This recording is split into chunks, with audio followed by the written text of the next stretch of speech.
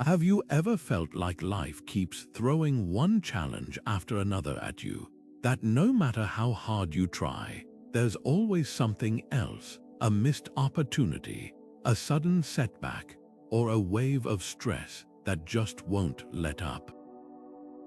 You're not alone. In fact, this feeling of being overwhelmed is something people have grappled with for thousands of years. But here's the surprising truth. What if these obstacles aren't roadblocks at all?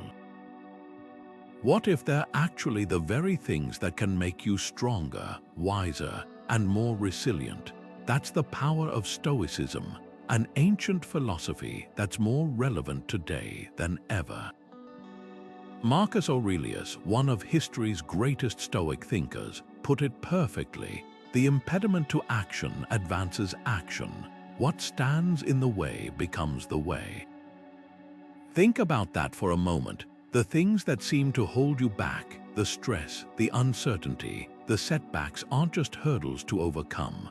They're opportunities to grow, to refine your character, and to build a mindset that doesn't just survive life's challenges but thrives because of them. That's what this video is all about. We're diving deep into 46 Stoic strategies, carefully designed to help you transform obstacles into stepping stones. These strategies are grouped into themes like mindset shifts, emotional control, and unshakable resilience, each one a tool you can use to navigate life's toughest moments with clarity and purpose. Imagine having a playbook for life, one that doesn't promise a world without problems, but instead equips you to face them with unbreakable calm and confidence. That's what Stoicism offers. Whether you're dealing with personal struggles, professional setbacks, or just the everyday chaos of modern life, these principles have stood the test of time because they work. And the best part, you don't have to be a philosopher to use them. These are practical, actionable techniques that anyone can apply starting today. So if you're ready to turn adversity into advantage, to meet every challenge with a clearer mind and a stronger spirit, then you're in the right place. Let's begin. What if you could eliminate half your worries by focusing only on what's in your power? That's the core of the first Stoic strategy, mastering the art of control. Epictetus, one of Stoicism's most influential teachers, laid it out plainly: some things are within our power while others are not. It sounds simple, but this distinction changes everything. The Stoics called it the dichotomy of control, and it's your first step toward unshakable resilience. Here's how it works: your thoughts, actions, and reactions are yours to command. Everything else, other people's opinions, unexpected events, even the weather, falls outside that circle. The moment you stop fighting battles you can't win, you free up energy for what truly matters. Take workplace stress, for example. You can't control a demanding boss, sudden deadlines, or office politics, but you can control how you prepare, how you communicate, and whether you let frustration consume you. The Stoics would say, focus on showing up with integrity, doing your best work, and learning from setbacks. The rest isn't yours to fix. This mindset shift isn't about giving up, it's about directing your effort where it actually makes a difference. Epictetus put it best in his discourses: we cannot choose our external circumstances, but we can always choose how we respond to them. That's the golden rule. When you catch yourself agonizing over things you can't change, pause and ask, is this within my control? If not, let it go. If it is, take action. The more you practice this, the lighter life feels. So here's a question to reflect on. What's one situation where you wasted energy on the uncontrollable? Maybe it was a cancelled plan, a rude comment, or a problem that wasn't yours to solve. Next time, remember, your power lies in your response, not the obstacle itself. Now let's flip gratitude on its head with Stoicism's most counterintuitive tool, negative visualization. While modern self-help tells us to focus on the positive, the Stoics took a radically different approach. They trained themselves to love what they had by regularly imagining losing it. Seneca called this Premeditatio Malorum, the premeditation of evils, and it's not about pessimism but profound appreciation. Picture this: you wake up tomorrow and your health is gone, your closest friendship has vanished, or the comforts you take for granted disappear. How sharply would you suddenly value them? That discomfort you feel just thinking about it, that's the point. This practice roots gratitude in reality, not just feel-good affirmations. Seneca wrote to his friend Lucilius, advising him to rehearse tragedy in your mind, not to dwell on sorrow, but to strip away complacency. He even suggested living occasionally as if you'd already lost everything, sleeping on the floor, eating simple meals, to rediscover how much you already possess. Compare that to today's culture of relentless positivity, where we're told to just be happy while scrolling through curated highlight reels. Stoicism doesn't ignore life's fragility. It embraces it to make joy deeper and more resilient. Here's how to try it right now. Pause and mentally lose one ordinary blessing: your morning coffee, your ability to walk, the text thread with your best friend. Sit with that hollow feeling for just 10 seconds. Then, when you restore it in your mind, notice how your perspective shifts. The coffee isn't just hot liquid, it's a moment of quiet in a chaotic day. That friend isn't just a name on your screen, they're a lifeline. This isn't morbid, it's waking up to the life you're already living. As Seneca put it, he robs present ills of their power who has perceived their coming beforehand. In other words, by rehearsing loss, you disarm fear and amplify gratitude. The things you love become treasures, not entitlements. So why does this work? Neuroscience backs it up. Imagining scarcity triggers the same appreciation circuits in your brain as actual loss without the suffering. It's like emotional vaccination, a small dose of mental discomfort to build immunity against taking life for granted. The Stoics knew this 2,000 years before MRI machines. They didn't wait for tragedy to teach them what mattered. They chose to learn it daily. And that's the gift of negative visualization. It doesn't just prepare you for hardship, it transforms ordinary moments into extraordinary gifts. Friedrich Nietzsche, the philosopher who famously declared God is dead, found profound wisdom in an ancient Stoic practice, amor fati, the love of fate. He called it his formula for greatness, the radical acceptance that everything happening to you, even the painful parts, is exactly what you need to become who you're meant to be. This isn't passive resignation, it's active embrace. Marcus Aurelius put it bluntly in his Meditations: the obstacle is the way. Every setback, every detour, every so-called misfortune isn't blocking your path, it is the path. Consider the story of Musonius Rufus, a Stoic teacher exiled to a barren Greek island by Emperor Nero. Instead of crumbling, he turned that rocky patch of earth into an open-air classroom, teaching philosophy to locals and proving that no environment is too harsh for growth. His exile wasn't an ending, it was a reinvention. The Stoics saw this pattern everywhere. The olive crushed yields oil, the grape pressed becomes wine. Adversity isn't just something to endure, it's the very friction that polishes you. So here's the challenge. What if your biggest frustration right now, the job rejection, the strained relationship, the health scare, isn't a punishment but a curriculum? The Stoics would ask, what is this situation teaching you? Patience, humility, resilience. Nietzsche's version of amor fati went even further. Not merely bear what is necessary, but love it. That's the shift, from gritting your teeth through hardship to recognizing it as the sculptor's chisel, shaping you into someone wiser and more compassionate. Think of a time when something painful led to an unexpected blessing. Maybe losing a job pushed you toward a better career, or a heartbreak taught you self-worth. That's Fati in action.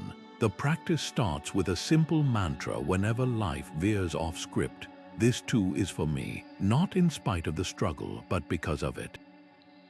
As Marcus Aurelius wrote, the blazing fire makes flame and brightness out of everything thrown into it. Your challenges aren't roadblocks, they're fuel. The question isn't whether you'll face them, but whether you'll let them refine you. There's a reason elite athletes visualize their races down to the millisecond. They know preparation isn't just physical, it's mental. The Stoics took this idea further with Premeditatio Malorum, Latin for the premeditation of evils. But don't let the dramatic name fool you. This isn't about fear-mongering. It's about inoculation. Seneca called it rehearsing adversity in advance, and it's one of the most practical tools Stoicism offers for modern life. Here's how it works. Instead of dreading potential setbacks, you actively imagine them, not to dwell on fear, but to disarm it. Picture the worst-case scenario in vivid detail, then ask yourself, could I handle this? The answer is almost always yes. Take a job interview. Most people obsess over saying the perfect thing, terrified of stumbling. A Stoic would flip the script. What if the interviewer seems bored? What if I blank on a question? By mentally walking through these disasters, you realize they're survivable. The awkward pause becomes a chance to regroup. The tough question is an opportunity to think on your feet. Seneca wrote, "The man who has anticipated the coming of troubles takes away their power when they arrive." It's why Navy SEAL train for mission failures, why CEOs run crisis simulations. Anticipation turns panic into poise. This practice shines in everyday tensions too. Imagine a difficult conversation with a partner. Rather than avoiding it, play it out in your mind. What if they react defensively? What if I say the wrong thing? By rehearsing these moments, you're not manifesting disaster. You're building emotional calluses. The Stoics weren't pessimists, they were realists. They understood that life's curveballs hurt less when you've already caught them in your mind. So here's your challenge. Pick one upcoming challenge, a presentation, a tough decision, a vulnerable conversation, and spend 5 minutes visualizing the worst that could happen. Notice how your brain starts problem solving instead of panicking. That's the magic of Premeditatio Malorum. It transforms the unknown from a monster under the bed into a map in your hands. As Seneca reminded us, we suffer more often in imagination than in reality. By confronting fears head-on, you rob them of their power and reclaim your calm.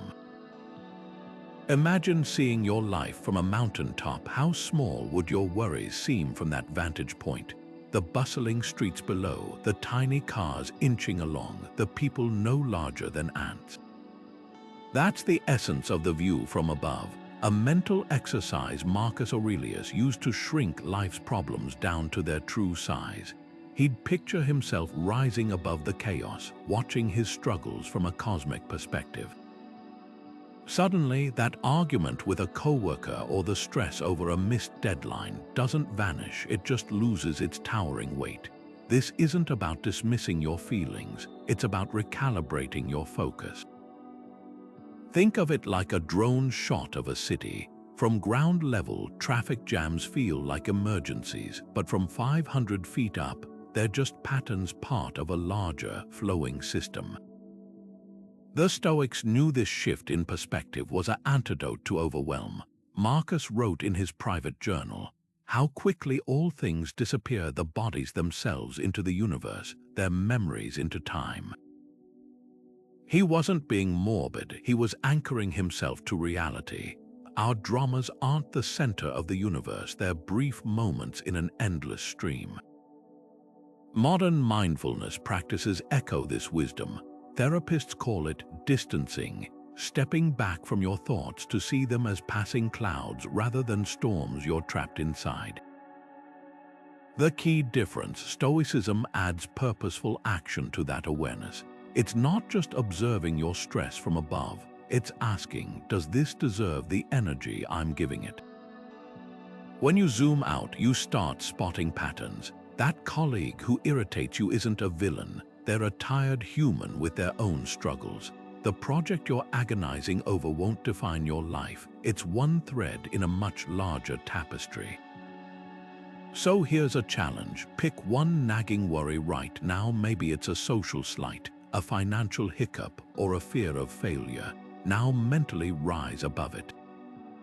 Picture yourself looking down on this moment from years in the future or from space.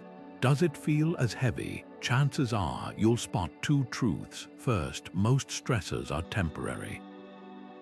Second, the ones that matter aren't problems to fear, they're opportunities to grow. That's the real magic of the view from above. It doesn't erase life's weight, it helps you carry it with steadier hands. As Marcus reminded himself, you've lived through countless troubles and they're gone, so will these be. The mountain isn't there to minimize your pain, it's there to show you how strong you really are. Long before gratitude journals became trendy apps, the Stoics were mastering the art of self-reflection with nothing more than ink and parchment. Marcus Aurelius, the most powerful man in the ancient world, sat by candlelight each night filling the pages we now call meditations, not for publication but for personal growth. That leather-bound book was his original self-help tool, a raw conversation with himself about virtue, resilience, and the day's stumbles. Here's what most people miss: his journal wasn't about documenting events, it was about dissecting his reactions to them. One famous entry reads, "When you wake up in the morning, tell yourself, the people I deal with today will be meddling, ungrateful, arrogant, dishonest, jealous, and surly." Not exactly sunshine and rainbows, but that's the point. Stoic journaling confronts reality head-on to forge wisdom. Compare that to today's journaling culture, where apps prompt us to list 3 happy thoughts before bed. There's value in positivity, but the Stoics would argue we're skipping the most transformative part: honest self-audits. Seneca wrote letters dissecting his own hypocrisies. Epictetus had students analyze their daily failures in judgment. This practice wasn't about self-punishment, it was about spotting patterns. When you write, "My coworker interrupted me and I reacted with sarcasm," you're not just venting, you're mapping triggers and choosing better responses next time. So how can you journal like a Stoic? Start with 3 ruthless questions. First, what truly lay within my control today? Maybe it wasn't the traffic jam, but your decision to listen to an educational podcast instead of fuming. Second, where did I let externals dictate my peace? That might look like realizing you spent 2 hours refreshing social media for validation. Third, what's one small act of courage I can commit to tomorrow? Not a vague "be better," but something concrete, like having that tough conversation you've avoided. Here's a pro tip from the ancient world: bullet points beat long paragraphs. Marcus Aurelius' writings are fragmented, almost like tweets, brief, punchy reminders. Try this format: observed, felt impatient when my partner forgot groceries. Learned, my frustration spikes when I'm hungry, pack snacks. Action, meal prep Sundays to prevent tension. The magic happens when you review these entries weekly. You'll start seeing your own growth loops, how certain challenges keep appearing until you learn their lessons. That's why the Stoics didn't just write, they reread. Epictetus warned his students, "It's not that you don't know these principles, it's that you don't remember them when it counts." Your journal is your memory anchor. Think of it as daily strength training for your character. Athletes don't lift weights once and call it done, they log every rep. Your journal is where you log emotional reps, the times you chose patience over anger, perspective over panic. And just like muscles, that strength compounds. So tonight, before you reach for your phone, grab a notebook instead. Ask yourself what Marcus did. Where did I bend today instead of break? The answers might surprise you. Death might seem like the last thing you'd want to think about daily, but the Stoics built an entire practice around it. Memento Mori, Latin for remember you must die. At first glance, this sounds morbid, even obsessive. Why focus on something so grim? Here's the paradox: confronting mortality isn't about fear, it's about liberation. Seneca put it bluntly: you act like mortals in all that you fear, and like immortals in all that you desire. We waste years pretending we have endless time, chasing trivialities while postponing what truly matters. The hourglass isn't just a symbol of time slipping away, it's a mirror. Every grain of sand is a moment you'll never get back. Picture this: you're handed a bank account with exactly $1,440 every morning. If you don't spend it by midnight, it vanishes. You'd budget fiercely, right? Now replace dollars with minutes. That's the reality of Memento Mori. It turns time from an abstract concept into a tangible currency. The Stoics didn't dwell on death to depress themselves. They used it to cut through life's noise. Marcus Aurelius wrote, "You could leave life right now." Let that determine what you do and say and think, not as a threat but as a filter. Here's the challenge: imagine this is your last year, not in a catastrophic sense but as a thought experiment. What habits would you ditch? Which relationships would you repair? What projects would you finally start? When death becomes a silent advisor, you stop tolerating distractions. The colleague's petty comment, irrelevant. The perfectionism holding you back, pointless. Seneca lamented in a letter, "Life is long if you know how to use it, yet most people are kept busy by nothing." He watched peers postpone joy for a future that never arrived. This practice isn't about macabre fixation, it's about redefining urgency. Not the frantic rush of deadlines, but the clarity that comes from knowing your days are numbered. A sculptor carving marble doesn't have infinite stone. Every strike counts. Your life is that block of marble. Memento Mori sharpens your chisel. Try this tonight. Ask yourself 2 questions. First, if today were my last, would I be proud of how I lived it? Second, and this is the harder one, if not, what will I change tomorrow? No platitudes, no vague resolutions.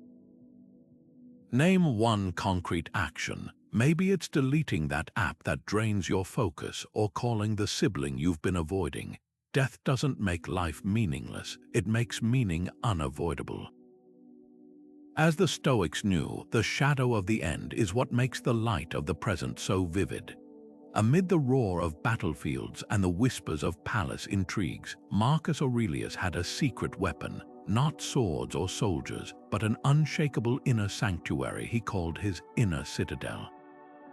Picture a fortress built not of stone, but of willpower and wisdom, where no external chaos could breach the walls. This wasn't escapism, it was Stoicism's ultimate survival tool. While modern self-help talks about mental safe spaces, the Stoics went deeper. They didn't just seek comfort, they built an unassailable stronghold within, where clarity and calm couldn't be toppled by outside storms. Marcus wrote in Meditations, "Nowhere can man find a quieter or more untroubled retreat than in his own soul." Think about that for a moment. In an age without noise-canceling headphones or meditation apps, he mastered the art of retreating inward amid chaos. His Rome was crumbling plagues, wars, betrayals, yet his private notes reveal a mind anchored in reason. That's the power of the Inner Citadel. It turns your mind into a refuge, not from reality, but within it. Here's how to start building yours. Close your eyes and imagine a room where nothing and no one can disturb you. The walls are thick with self-awareness. The door locks with deliberate focus. Inside, there's no past regret or future anxiety, just the present moment, observed with calm detachment. This is where you go when the world feels overwhelming. Not to hide, but to regroup. A CEO facing a boardroom revolt, a parent navigating a toddler's meltdown, a student staring at a blank exam page. They all share the same need for that inner stillness. The difference between a safe space and a Stoic citadel: one seeks to mute life's harshness, the other trains you to face it unshaken. Modern psychology calls this emotional regulation, the ability to pause before reacting. Marcus would say it's even simpler. You have power over your mind, not outside events. When you cultivate this inner fortress, insults become echoes, failures become lessons, and stress becomes fuel. Try this today. The next time chaos erupts: a traffic jam, a heated argument, a bad news alert, pause and mentally step into your citadel. Breathe. Ask, what part of this can I control? The answer is always the same: your response. That's the cornerstone of your fortress. Over time, the walls grow thicker, the silence deeper. And here's the paradox: the stronger your inner citadel becomes, the less you need to retreat there. Because you're no longer at the mercy of external storms, you've become the calm at their center. Imagine waking up one morning to find your entire life shattered in an instant. For Theodore Roosevelt, that moment came when both his mother and wife died on the same day in the same house. The future president marked the date in his diary with a single, devastating sentence: "The light has gone out of my life." Most would understand if he'd crumbled under that grief. But Roosevelt did something extraordinary. He channeled that pain into relentless action, fleeing to the Dakota Badlands to work as a rancher, pushing his body and mind to their limits. Later, he'd call this period the making of him. That's the raw power of "the obstacle is the way," a Stoic principle so potent it became the title of a modern bestseller. The ancient Stoics didn't just endure hardships, they weaponized them. Consider the humble olive tree. To extract its precious oil, the fruit must be crushed. The grape gives nothing until it's pressed. The Stoics saw human growth the same way. Friction isn't the enemy of progress, it's the catalyst. Marcus Aurelius wrote, "The impediment to action advances action." What stands in the way becomes the way. He didn't pen those words in a palace garden, but on the front lines of war, where every setback was a chance to refine his strategy. This mindset flips struggle on its head. The traffic jam isn't just wasted time, it's a masterclass in patience. The difficult coworker isn't merely exhausting, they're your personal trainer for emotional resilience. Roosevelt's story shows this philosophy in motion. His crushing loss could have defined him. Instead, he used it as fuel to rebuild himself physically and mentally, traits that later made him one of America's most dynamic leaders. The Stoics would nod in recognition. This is exactly what Epictetus meant when he said, "Difficulties show men what they are. Your obstacles aren't random punishments, they're custom-designed training grounds." That project that's stressing you, it's sculpting your problem-solving skills. The rejection that stung, it's toughening your emotional hide for bigger challenges ahead. So here's the pivot. Next time you're stuck in traffic, don't white-knuckle the wheel. Ask, how can this serve me? Maybe it's 10 minutes to listen to that podcast you've saved, or to practice deep breathing. When your Wi-Fi crashes, see it as a chance to disconnect and think rather than rage at the screen. The Stoics called this turning the obstacle upside down, finding the hidden advantage in every frustration. Your challenge: pick one daily annoyance: the slow elevator, the crowded grocery line, the neighbor's loud music, and repurpose it as intentional training. That elevator wait becomes a mindfulness break. The long line is your chance to observe human nature like an anthropologist. The noisy apartment, a test of your focus. Write it down: today's obstacle, my training focus. Do this for a week, and you'll start seeing hurdles not as interruptions, but as invitations to grow.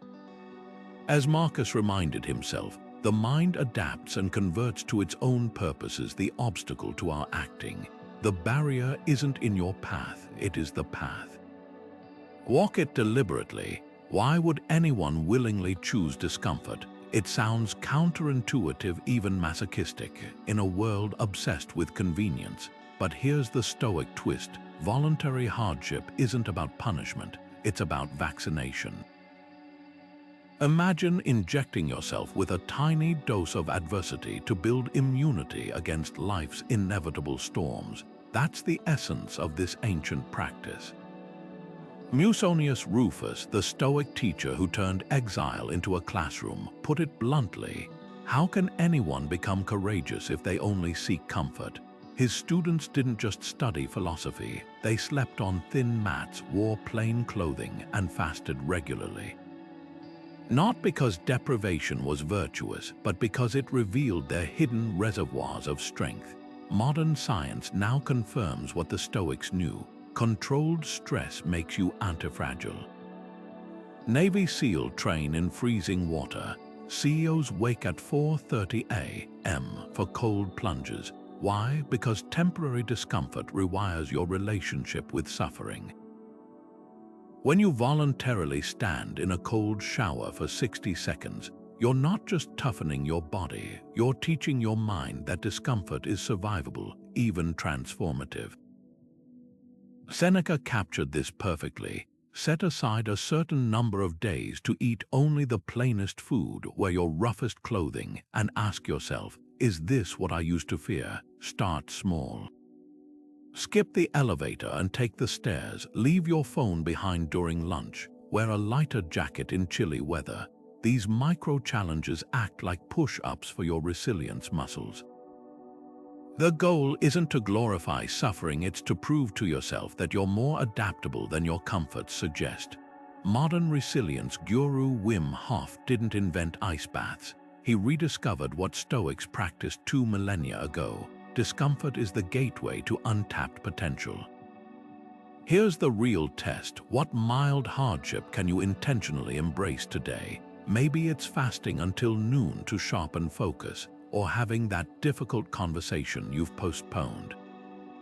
Discomfort, when chosen, loses its fangs. As Marcus Aurelius wrote while leading troops in Germania, "The cucumber is bitter, throw it away, there are brambles in the path." Step around them, that's all you need to do. The Stoics weren't suggesting you seek pain for its own sake. They were teaching you to become the kind of person who no longer fears it. That shift changes everything. There's a dangerous myth floating around about Stoicism, that it teaches you to stop caring. Nothing could be further from the truth. The Stoics weren't advocating emotional numbness. They were masters of intelligent investment. Think of it like this: you wouldn't plant a seed and then dig it up daily to check for roots. You trust the process while doing your part. That's the heart of Stoic detachment, not indifference, but a shift in focus from what you can't control, the outcome, to what you can, your effort. Epictetus, the philosopher born into slavery, framed it perfectly with his archer metaphor. The archer's job is to aim carefully and shoot skillfully. Once the arrow leaves the bow, it's no longer his concern. Let's break this down. A master archer doesn't obsess over wind speed or a moving target. They focus on their stance, breath, and release. The Stoics ask, why waste energy agonizing over factors outside your influence? Modern life twists this wisdom. We fixate on the scale's number rather than the consistency of our workouts, on the promotion rather than the quality of our work. Detachment isn't about abandoning goals, it's about freeing yourself from the tyranny of results. Apply this to job hunting. You can polish your resume, research the company, and rehearse answers, all within your control. But whether the interviewer prefers blondes or had a fight with their spouse that morning, not your domain. The Stoic approach: pour yourself into the preparation, then release the outcome like that arrow. Marcus Aurelius, steering an empire, reminded himself daily, "Your actions may be hindered, but your intentions need not be." Here's where people confuse detachment with apathy. Apathy says, "Why bother trying?" Stoicism says, "Try wholeheartedly, then surrender the rest." One drains motivation, the other liberates it. Consider fitness goals. The apathetic person skips the gym thinking, "What's the point?" The Stoic trains diligently, then shrugs if progress isn't linear because the effort itself is the victory. Take a moment to reflect. Where are you white-knuckling an outcome right now? A first date's impression, a creative project's reception. The Stoics would challenge you to audit your mental energy. How much is spent on effort versus fretting over results? That's the pivot point, as Epictetus taught. Make the best use of what is in your power and take the rest as it happens. This mindset isn't passive, it's strategic. Ancient archers knew a gust could deflect even their perfect shot. Modern archers forget this, attaching self-worth to uncontrollables. The job seeker internalizes rejection as failure. The athlete sees injury as cosmic injustice. Stoicism redefines success, showing up fully, regardless of the scoreboard. Your power lies in the process, not the prize. So ask yourself, what arrows are you still trying to steer midair? Release them. Trust your aim. The target will land where it belongs.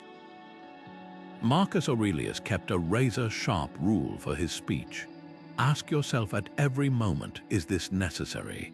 In an age without social media or 24-hour news cycles, the Stoic emperor already saw how easily words multiply while meaning evaporates. Fast forward to today, where the average person consumes over 74 gigabytes of data daily, equivalent to reading 9 novels cover to cover, and the value of brevity becomes revolutionary. Stoic communication wasn't just about talking less, it was about making every syllable count. When Epictetus warned, "We have 2 ears and 1 mouth so we can listen twice as much as we speak," he wasn't promoting silence, he was teaching precision. Consider the modern workplace, meetings that could be emails, emails that could be bullet points, Slack threads that spiral into chaos, the Stoic antidote. The triple filter test: is it true? Is it necessary? Is it kind? This simple sieve separates substance from noise. Gossip about a co-worker's personal life fails all 3. That 10th email update no one requested, likely unnecessary. Even well-intentioned advice can falter if delivered harshly. The Stoics didn't avoid difficult conversations, they honed them like scalpels. Seneca's letters to Lucilius brim with tough love, but every critique serves a constructive purpose. There's a neurological cost to careless speech too. Research shows that negative talk floods the brain with cortisol, while purposeful dialogue boosts oxytocin. The ancient world didn't have fMRI machines, but Marcus Aurelius intuited this when he wrote, "The soul becomes dyed with the color of its thoughts." Every complaint, every idle rumor stains your mental fabric. Modern communication often feels like splattering paint everywhere. Stoicism teaches brushstroke intentionality. Try this experiment for one day. Pause before speaking or hitting send. Ask the triple filter questions. You'll quickly spot patterns. Maybe you default to sarcasm when tired, or over-explain to mask insecurity. The Stoics called this prosouch attention to the present moment. It's why Zeno, the founder of Stoicism, reportedly said, "The reason we have 2 ears and 1 mouth is so we might listen more and talk less." Here's where modern life twists the knife. We're rewarded for quantity over quality. Podcasters fear dead air. Tweeters chase hot takes. But what if your competitive edge became measured restraint? Imagine a negotiation where you speak half as much and listen twice as intently. or a conflict where you replace "you always" with "help me understand." That Stoic brevity in action, not less communication, but more impactful connection. As Epictetus drilled into his students, first learn the meaning of what you say and then speak. Your words aren't just sounds, they're the architects of your relationships and reputation. Choose each brick wisely. Who shapes your idea of strength? The Stoics knew something we often forget: character isn't built in isolation. It's modeled brick by brick from those who have walked the path before us. Seneca, the wealthy advisor to Nero, kept an unlikely hero in his sights: Cotto the Younger, a man who chose death over compromising his principles. In letters to friends, Seneca didn't just admire Cotto, he channeled him, asking in moments of doubt, what would Cotto do? This wasn't blind imitation, it was strategic emulation. Like a sculptor studying masterworks before lifting his own chisel, Seneca used Cotto's integrity as a living blueprint. Modern psychology confirms this ancient practice. Mirror neurons fire whether we perform an action or simply watch someone we respect perform it. Your brain doesn't distinguish between doing and observing, it learns from both. That's why the Stoics didn't leave role models to chance. They curated influences like librarians assembling a sacred text collection. Marcus Aurelius filled meditations with tributes to his mentors, his adoptive father's calm demeanor, his philosophy teacher's relentless logic. Even Epictetus, born enslaved, spoke of Socrates as if he'd known him personally. Here's where most self-improvement falls short. Vague aspirations like "be more disciplined" lack traction. But channel my inner Serena Williams when tempted to skip workouts. That sticks. Your task isn't to clone another person, but to identify specific traits you can adapt. Maybe it's a grandparent's patience during chaos, a colleague's grace under criticism, or a historical figure's courage in adversity. The key lies in specificity. Don't just admire Marie Curie's intelligence, study how she persisted through failed experiments. Don't idolize Lincoln's leadership alone, examine how he turned rivals into allies. Start with this exercise. List 3 individuals, living, historical, even fictional, whose virtues resonate with you. Next to each name, jot 1 concrete behavior you'll borrow. Perhaps it's your yoga teacher's morning ritual, Atticus Finch's compassionate listening, or your friend's ability to laugh off mishaps. Keep this list visible. When faced with a challenge, ask, how would name handle this? The answers become your Stoic cheat codes. Warning, choose wisely. As Seneca observed, we are too inclined to worship what others have worshipped. Social media algorithms flood us with influencers peddling shallow metrics: followers, clicks, likes. The Stoics would urge you to seek deeper benchmarks. Who speaks truth when it's unpopular? Who thrives without external validation? Who turns setbacks into reinventions? These are your true guides. Your role models aren't just inspirations, they're mirrors showing the version of yourself you're evolving toward. As Marcus wrote, waste no more time arguing what a good person should be one. But first, you must decide whose footsteps are worth tracing on that path. That split second before your foot slams the brake in traffic, when the tailgater's headlights flood your mirror and your stomach knots with adrenaline, that's the battleground Epictetus called the discipline of ascent. The ancient Stoic teacher who endured slavery and exile uncovered a radical truth: suffering isn't created by events, but by the judgments we attach to them in that sliver of time. He described it as a gap, almost imperceptible, between what happens and how we label it. Master that gap, and you master your emotional destiny. Picture this: you're cut off in traffic. Instantly, your brain wants to narrate the event: that jerk ruined my morning. But Stoicism interrupts that script. What if you pause just 3 seconds? In that breath, you might notice the other driver's frantic face, the hospital sticker on their bumper, or simply the fact that their haste has zero bearing on your safety if you stay calm. Epictetus drilled this into his students. It's not things that upset us, but our opinions about them. That tailgater isn't making you angry. You're choosing anger by assigning meaning to their action. Modern neuroscience confirms this ancient insight. The amygdala, your brain's alarm system, fires within milliseconds of a perceived threat, but your prefrontal cortex, the rational brakes, takes a full 6 to 8 seconds to engage. The Stoics were essentially teaching cognitive behavioral therapy 2,000 years early. Create space between stimulus and response, and you reclaim power over your emotions.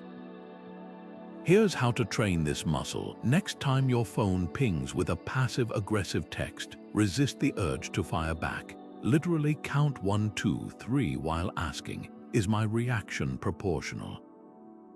That pause is your veto power over irrational judgments. Marcus Aurelius used this daily, reminding himself, you don't have to turn this into something. It doesn't have to upset you. Even physical pain follows this rule. Stubbing your toe hurts, but screaming about it is optional. The magic lies in spotting your automatic labels. Traffic isn't awful, it's slow. Your boss isn't unfair, they gave critical feedback. By suspending judgment, you uncover alternative interpretations. Maybe that feedback saves you from future mistakes, or the traffic delay lets you hear the end of an audiobook chapter. Epictetus offered the ultimate litmus test. Does this concern what's in my control? If not, your opinion is just noise. Try this challenge today. Pick 3 trivial annoyances: a spilled coffee, a long line, a loud neighbor, and consciously withhold judgment for 10 seconds. Notice how the event itself is neutral until your mind colors it. That's the discipline of assent, not denying reality, but refusing to let your first interpretation be the final draft. As the Stoics knew, freedom isn't controlling the world, it's controlling your reactions to it. The average person complains about 30 times a day. That's once every 30 minutes during waking hours. Now, imagine if you could redirect even half that mental energy toward solutions instead of grievances. That's the essence of Stoic Strategy 15. Limiting complaints not to suppress emotions, but to reclaim agency. Marcus Aurelius, who ruled an empire amid constant challenges, wrote in his private journal, "You don't have to have an opinion about everything. At first glance, that sounds passive, but it's actually a tactical choice." Every complaint is a tiny surrender, a moment where you hand over your peace to something outside your control. The Stoics weren't against acknowledging problems. They were masters at distinguishing between observation and indulgence. Take a common modern scenario: stuck in a long grocery line. Most people's inner monologue spirals. Why is this taking so long? The cashier's too slow. I hate wasting time. A Stoic approach flips the script. First, ask, is this within my control? If not, and short of abandoning your cart, it usually isn't. The next question becomes, how can I use this time meaningfully? Maybe it's a chance to practice patience, observe human behavior, or mentally plan tomorrow's tasks. The delay hasn't changed, but your relationship to it has. Epictetus drove this home. Man is disturbed not by things, but by the views he takes of them. Here's the hidden cost of chronic complaining. Neuroscience shows it reinforces negative neural pathways, making pessimism a default setting. Like a muscle, the brain strengthens what it practices. Ancient Stoics didn't have MRI scans, but they intuited this.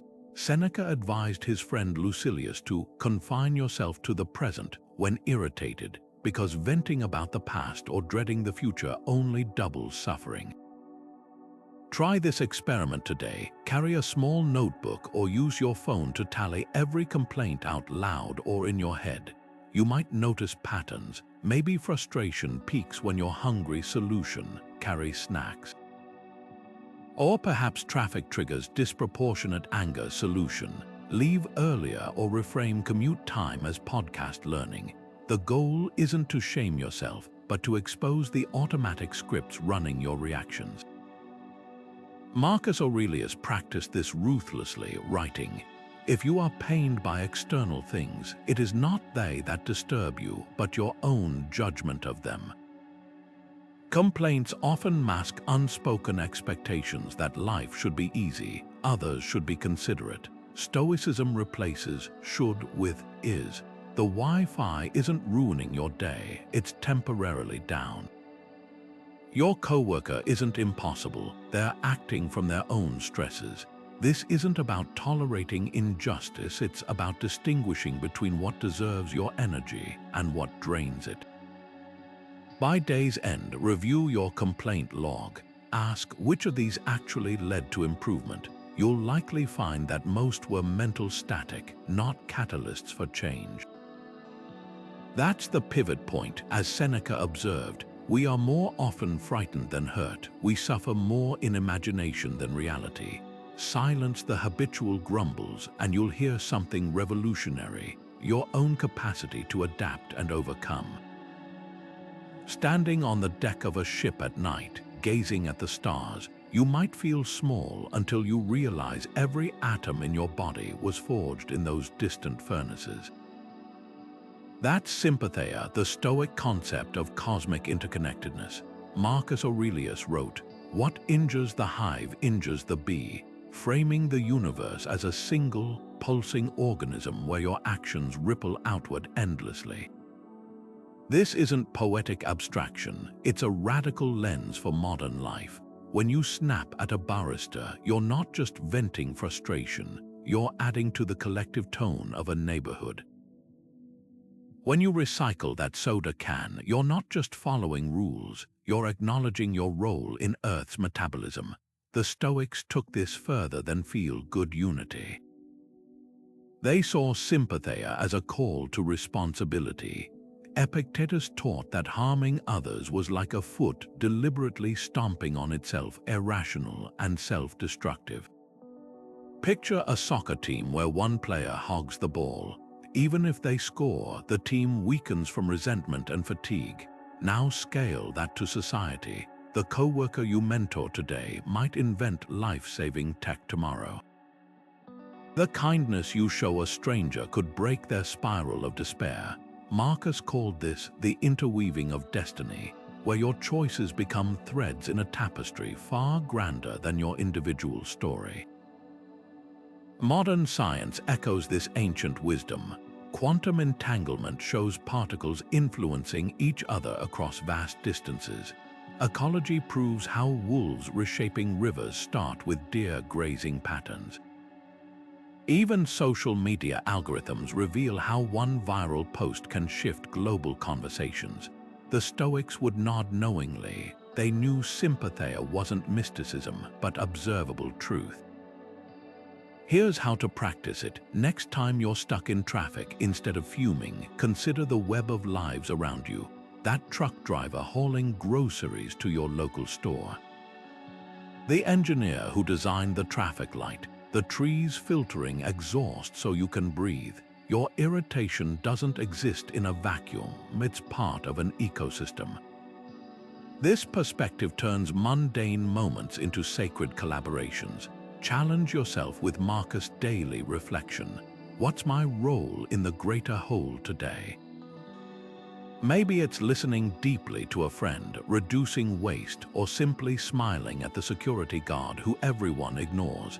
Sympatheia transforms duty into privilege, not I have to, but I get to. Because the hive thrives when each bee understands its wings matter. Most mornings begin with a reflex reaching for the buzzing phone, flooding our barely open eyes with emails, headlines, and social comparisons. But the Stoics proposed a radically different sunrise ritual, a deliberate priming of virtue before the world's chaos could intrude. Marcus Aurelius didn't check scrolls of imperial demands upon waking. He wrote reminders to himself like, when you arise in the morning, think of what a precious privilege it is to be alive, to breathe, to think, to enjoy, to love. This wasn't passive reflection, it was mental armor plating. Your first thoughts set the day's trajectory, like a ship's rudder needing just a slight adjustment early on to alter its entire course. Here's how to design a 5-minute Stoic morning, no incense or hour-long journals required. First minute, anchor to mortality. Before your feet hit the floor, whisper Memento Mori, remember you must die. Not to dwell on darkness, but to electrify your focus, as Seneca advised. Begin at once to live and count each day as a separate life. Second minute, quote meditation. Keep one Stoic passage on your nightstand or lock screen. Epictetus, some things are in our control, others are not, works like a mental sieve, instantly separating what deserves your energy from what doesn't. Third minute, obstacle preview. Anticipate one challenge today, a tense meeting, a tedious chore, and reframe it as training. Marcus called this the art of turning obstacles into fuel. Fourth minute, virtue targeting. Choose one strength to emphasize today: patience with a slow coworker, courage to voice an unpopular opinion. The Stoics believed virtues are muscles. They grow when consciously flexed. Fifth minute, gratitude microburst. Name 3 mundane gifts your functioning limbs: the roof overhead, the bird singing outside. Not generic, I'm thankful, but visceral recognition, as if you just regained these after losing them. Now contrast this with the standard digital dive. Scrolling news injects your pristine mind with others' agendas. Checking emails lets strangers' urgencies colonize your priorities. Social media triggers comparison before you've even brushed your teeth. Neuroscientists call this cognitive loading. Your brain wakes into reactivity rather than intentionality.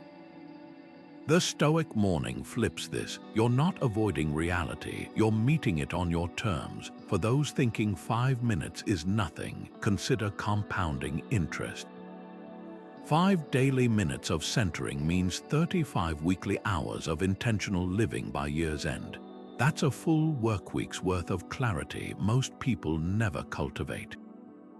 The key is consistency over grandeur. Better 3 deep breaths with focus than an abandoned hour-long journal. Your challenge, tomorrow, place your phone in another room overnight. Wake and spend those first moments before caffeine, before conversation, doing this quintet. Mortality, quote, obstacle, virtue, gratitude. Notice how the day's texture changes when you imprint it with purpose before the world starts imprinting on you. As Seneca wrote, putting things off is the biggest waste of life. It snatches away each day as it comes.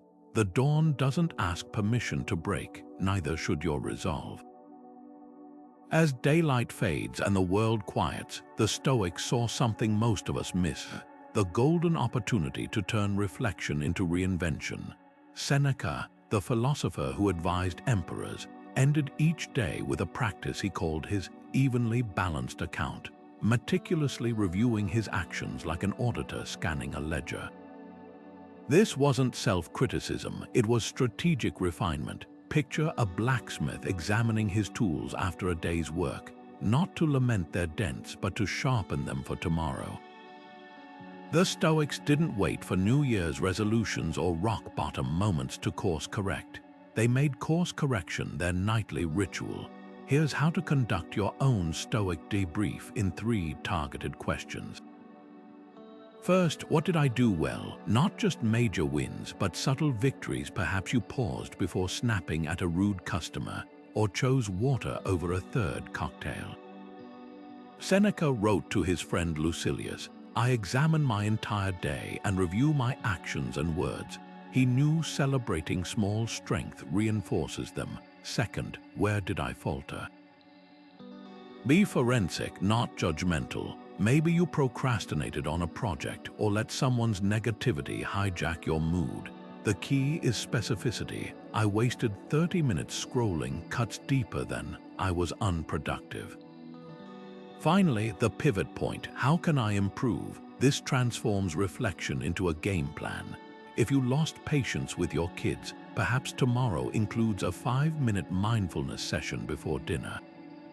If work distracted you from deep priorities, schedule your most important task before checking email. Modern psychology validates this ancient practice. Studies on implementation intentions show that people who plan precise if-then responses, if I feel overwhelmed at 3 p.m., I'll take a walk instead of reaching for candy, are 3 times more likely to follow through. The Stoics' nightly review was the original behavioral design template. Try this tonight. Set a phone reminder for 30 minutes before bed. Grab any notebook, fancy journals aren't required. Answer the 3 questions in bullet points, not essays. Keep it ruthlessly practical. Over time, you'll spot patterns. Maybe your best decisions cluster around mornings, or your patience wears thin when skipping lunch. That's the magic of compounding self-awareness. As Seneca observed, the wise man improves himself by the mistakes of others, the fool not even by his own. Your evening review ensures you're the former. One caution: avoid turning this into a guilt inventory. Marcus Aurelius modeled this balance. After noting his own shortcomings, he'd immediately prescribe solutions. His journal entries often read like a compassionate coach's notes. You're slipping on this, here's how to regain footing. The goal isn't to dwell on missteps, but to illuminate the path forward. Imagine ending each day knowing you've extracted every drop of wisdom from it, not just endured it. That's the power of the Stoic debrief. While others sleepwalk through life, you're actively sculpting your character, one examined day at a time. As Seneca put it, each day acquire something that will fortify you against poverty, against death, indeed against other misfortunes as well. Tonight's reflection is tomorrow's armor. Your inner voice isn't just background noise, it's the architect of your reality. Epictetus, the Stoic philosopher who transformed his enslavement into a masterclass on freedom, put it bluntly: people are disturbed not by things, but by the views they take of them. That's the hidden power of self-talk. Every time you whisper, "I'm not good enough" before a presentation, or think, "I don't belong here" at a networking event, you're not just observing your thoughts, you're reinforcing neural pathways that shape your actions. Modern psychology calls this imposter syndrome. The Stoics called it self-tyranny. Take the classic imposter thought: they'll find out I'm a fraud. A Stoic would dissect this like a scientist. First, ask, is this within my control? The opinions of others aren't, but your preparation and effort are. Next, challenge the assumption. What evidence proves you're unqualified? Likely none. Finally, reframe the narrative. Swap "I don't deserve this" with "I earned this opportunity, and I'm growing into it." Epictetus' insight cuts deep. No man is free who is not master of himself. Your inner dialogue isn't just chatter, it's the steering wheel of your life. Here's the tactical shift. Replace definitive language with growth-oriented phrasing. "I can't handle this" becomes "I'm learning to handle this." "I always fail" morphs into "I've overcome challenges before." This isn't positive thinking, it's accurate thinking. Consider a musician mastering a difficult piece. They don't say, "I'll never get this." They think, "This measure needs more practice." The Stoics would approve. Progress, not perfection, is the goal. Try this today. Carry a notepad and jot down 3 self-defeating thoughts. Then rewrite them as Stoic corrections. "My boss hates my work" becomes "I'll request specific feedback to improve." "I'm terrible at this" transforms into "I'm building this skill step by step." Over time, this practice does more than change words. It rewires your brain's default settings. As Marcus Aurelius reminded himself, the happiness of your life depends upon the quality of your thoughts. Your inner monologue isn't just a reaction to life, it's the script you're writing for your future. Scrolling through your phone, you see it: the vacation photos, the career wins, the seemingly perfect lives that make your own feel dull in comparison. That gnawing sensation is FOMO, the fear of missing out, a modern plague amplified by algorithms designed to keep you hooked. But here's what the Stoics knew 2,000 years before Instagram. Contentment isn't found in accumulating more, it's found in fully appreciating what you already have. Epictetus, who lived with just a wooden bowl and a threadbare cloak, wrote, "He is a wise man who does not grieve for the things he has not, but rejoices for those he has." That's the antidote to FOMO, not chasing endless options, but cultivating deep satisfaction with your chosen path. Social media twists this wisdom. It bombards you with highlight reels while hiding the behind-the-scenes struggles, the arguments before the couple's sunset photo, the rejections before the job announcement. The Stoics called this prosoph, the practice of mindful attention to reality, not illusions. When you compare your daily life to someone's curated moments, you're not making a fair comparison. You're stacking your unedited footage against their greatest hits. Marcus Aurelius warned, "The happiness of your life depends upon the quality of your thoughts." And nowhere is this truer than in the digital age, where envy is just a scroll away. Here's the challenge: delete one app for a week, the one that triggers the most comparison or distraction. Notice what happens. Maybe you reclaim hours once lost to mindless browsing. Maybe you rediscover the pleasure of a book, a walk, or an uninterrupted conversation. The Stoics weren't anti-technology, they were pro-attention. Seneca advised, "Associate with those who will make you better," and your digital circles are no exception. If an account leaves you feeling diminished rather than inspired, it fails the Stoic test. The deeper lesson: FOMO assumes life's value lies in what you consume. More experiences, more possessions, more validation. Stoicism flips this. Life's richness comes from how you engage with what's already yours. That quiet evening at home isn't boring. It's an opportunity for reflection. The career path you're on isn't inferior. It's your unique training ground for growth. As Epictetus taught, wealth consists not in having great possessions, but in having few wants. When you stop chasing the illusion of more, you start noticing the abundance that was there all along. So ask yourself, what's one thing you've overlooked today because you were too busy scanning the horizon for something better? Maybe it's the taste of your morning coffee, the reliability of an old friend, or the simple fact that you woke up with another day to grow. That's the Stoic secret: missing out on nothing because you're fully present for everything you've chosen.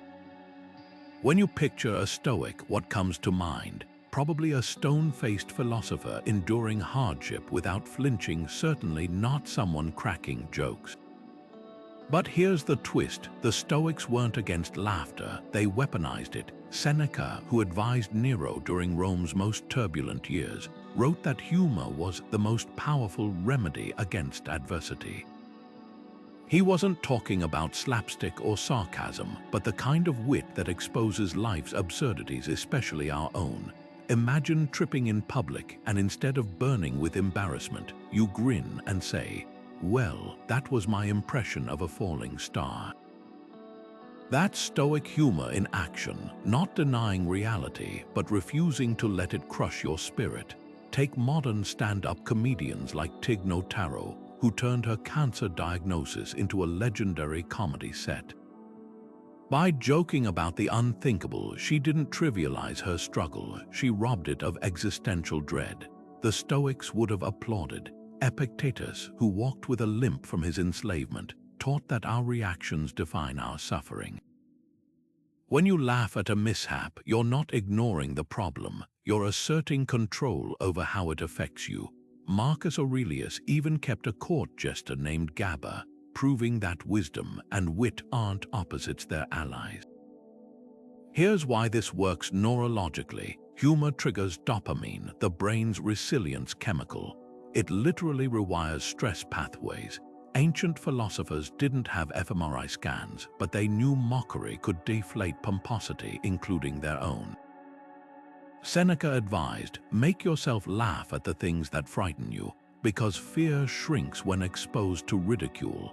Picture a job interview where you spill coffee.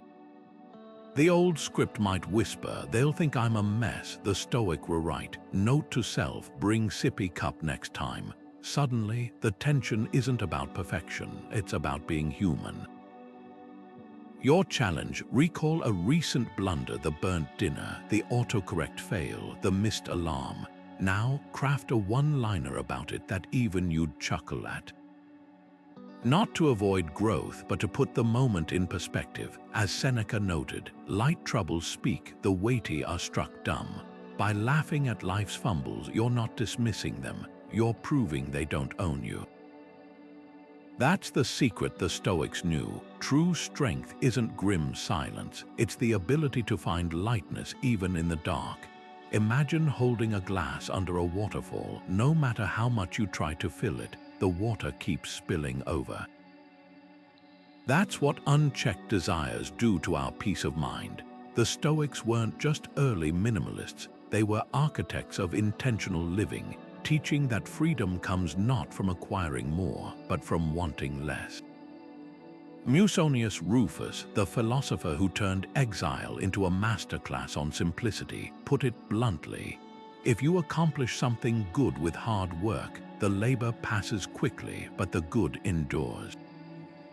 If you do something shameful in pursuit of pleasure, the pleasure passes quickly, but the shame endures. His point, chasing endless desires is like drinking salt water. It only intensifies the thirst. Compare this to today's decluttering trends. Marie Kondo asks if items spark joy. The Stoics would ask if they serve virtue.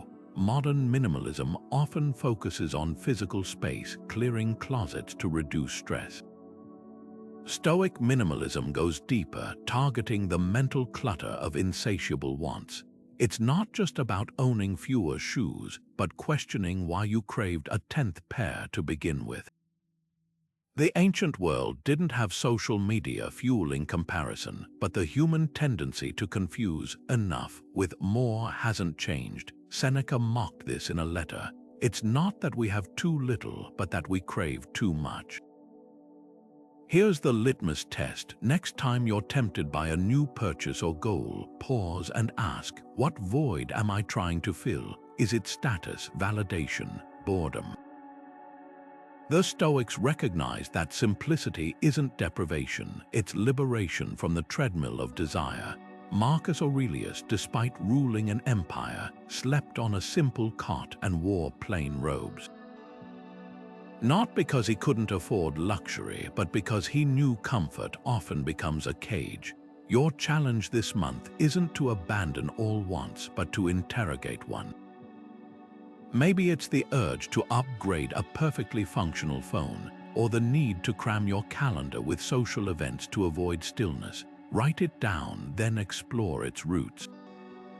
As Epictetus taught, he is rich who is content with the minimum, for contentment is nature's wealth. True abundance isn't measured in what you accumulate, but in what you no longer crave. Watch a leaf clinging to a tree in autumn. No matter how tightly it grips, winter comes. The Stoics saw this not as tragedy, but as nature's masterclass in resilience. Marcus Aurelius wrote, "Loss is nothing else but change, and change is nature's delight." That's the heart of Strategy 23, embracing impermanence not as loss, but as life's essential rhythm. Think of ocean waves, each one rises, peaks, and dissolves, only to be reborn anew. The water doesn't resist, it adapts. Yet when life's tides shift, a layoff, a breakup, a faded dream, we often rage against the current as if permanence were ever promised to us. Consider the bamboo tree. Its strength lies in its flexibility, bending violently in storms that snap rigid oaks. Apply this to a sudden job loss. The Stoic approach isn't denial, this shouldn't have happened, but adaptation. This is happening, what's next? Marcus reflected, "The universe is change, our life is what our thoughts make it. That pink slip isn't an endpoint, it's the universe nudging you toward reinvention, just as winter forces roots to dig deeper." Heartbreak follows the same law. Relationships, like seasons, have their natural lifespans. Clinging to a faded love is like demanding December mimic July. It exhausts you while fighting reality. Seneca consoled a grieving friend. "What you loved was never truly yours, only lent for a time. This isn't cold comfort, it's liberation. By releasing the illusion of control, you open yourself to new growth." Here's the pivotal question: what are you white-knuckling that's meant to evolve? Maybe it's an outdated self-image, "I'm the star employee," a toxic friendship, or even resentment over plans derailed by a pandemic. Nature's wisdom whispers, "Let the old leaves fall." They fertilize the soil for what's coming. The Japanese practice of kintsugi, repairing broken pottery with gold, captures this perfectly. The cracks aren't hidden, they're celebrated as part of the object's history. Your broken phases are just facets of your wholeness. Try this exercise. List 3 things you're struggling to release: a grudge, a faded dream, a fear of aging.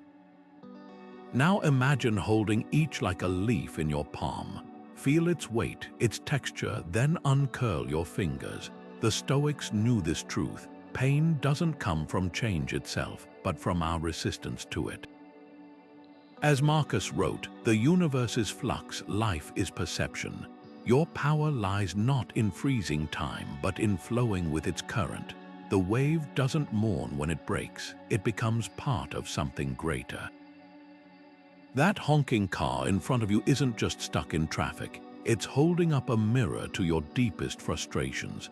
The average person spends about 4.5 years of their life waiting, in lines, in traffic, on hold, and every second feels like a tiny theft. But what if you could reclaim that time? Seneca, who watched Rome's elite squander their days on trivial pursuits, called wasted time the ultimate poverty. Life is long if you know how to use it. He wasn't just philosophizing, he was issuing a challenge. Those 20 minutes crawling through rush hour aren't lost. They're an invitation to transform irritation into presence. Consider how differently 2 people experience the same traffic jam. One white-knuckles the wheel, muttering about lateness while cortisol floods their system. The other takes 3 deep breaths and listens to an audiobook chapter they've been meaning to finish.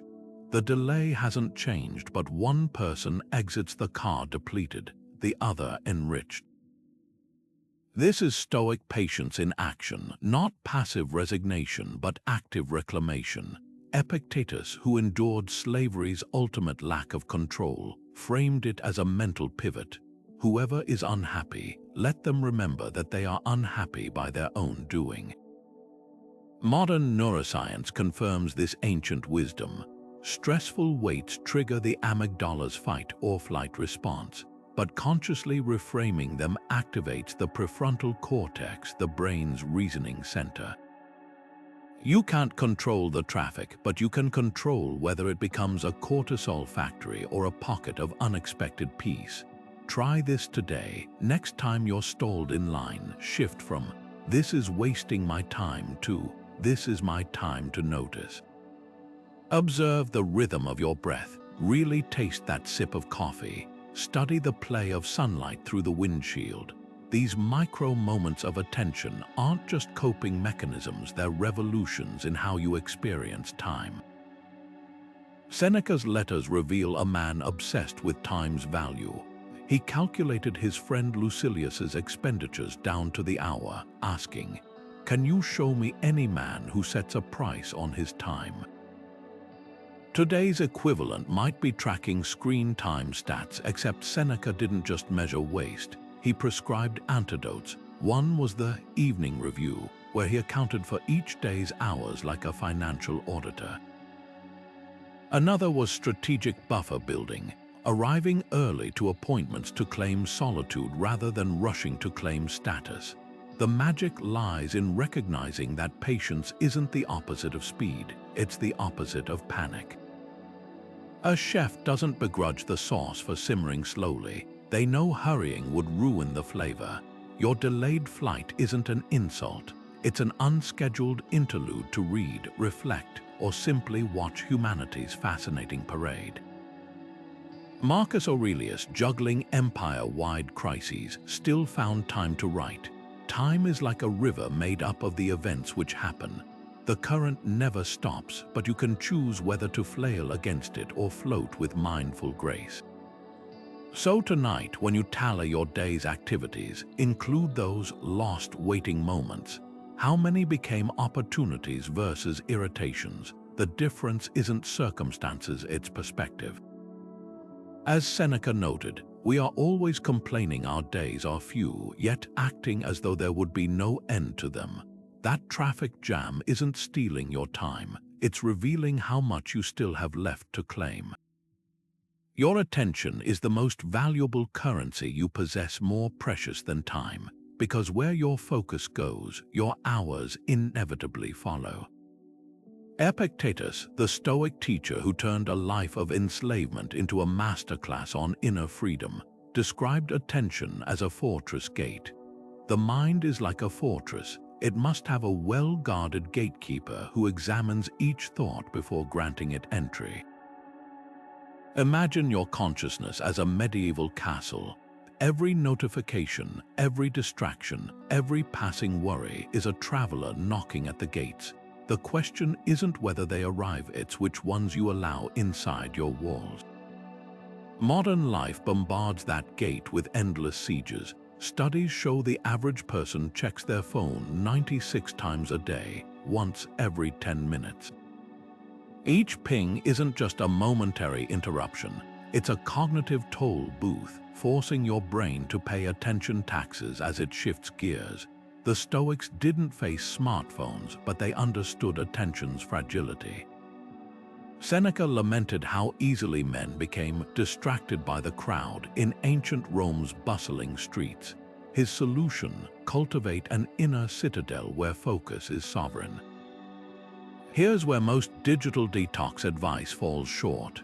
Abstaining from technology for a weekend isn't the goal, it's about retraining your gatekeeper. Start with a ruthless audit. Track your screen time for 3 days without judgment, just as a Stoic would observe facts. You'll likely spot patterns. Perhaps Instagram drains 30 minutes each morning, or news apps hijack your evenings with anxiety. Now apply Epictetus' filter. Does this serve my growth or steal it? Delete one app that fails the test, or more stoically repurpose its use. Turn social media scrolling into 5-minute bursts of intentional learning, or replace doom scrolling with a daily philosophy podcast. The deeper shift happens when you stop seeing attention as passive reception and start treating it like deliberate cultivation. A farmer doesn't scatter seeds randomly, he plants with purpose. Your mind's soil is just as fertile. What grows depends on what you sow there.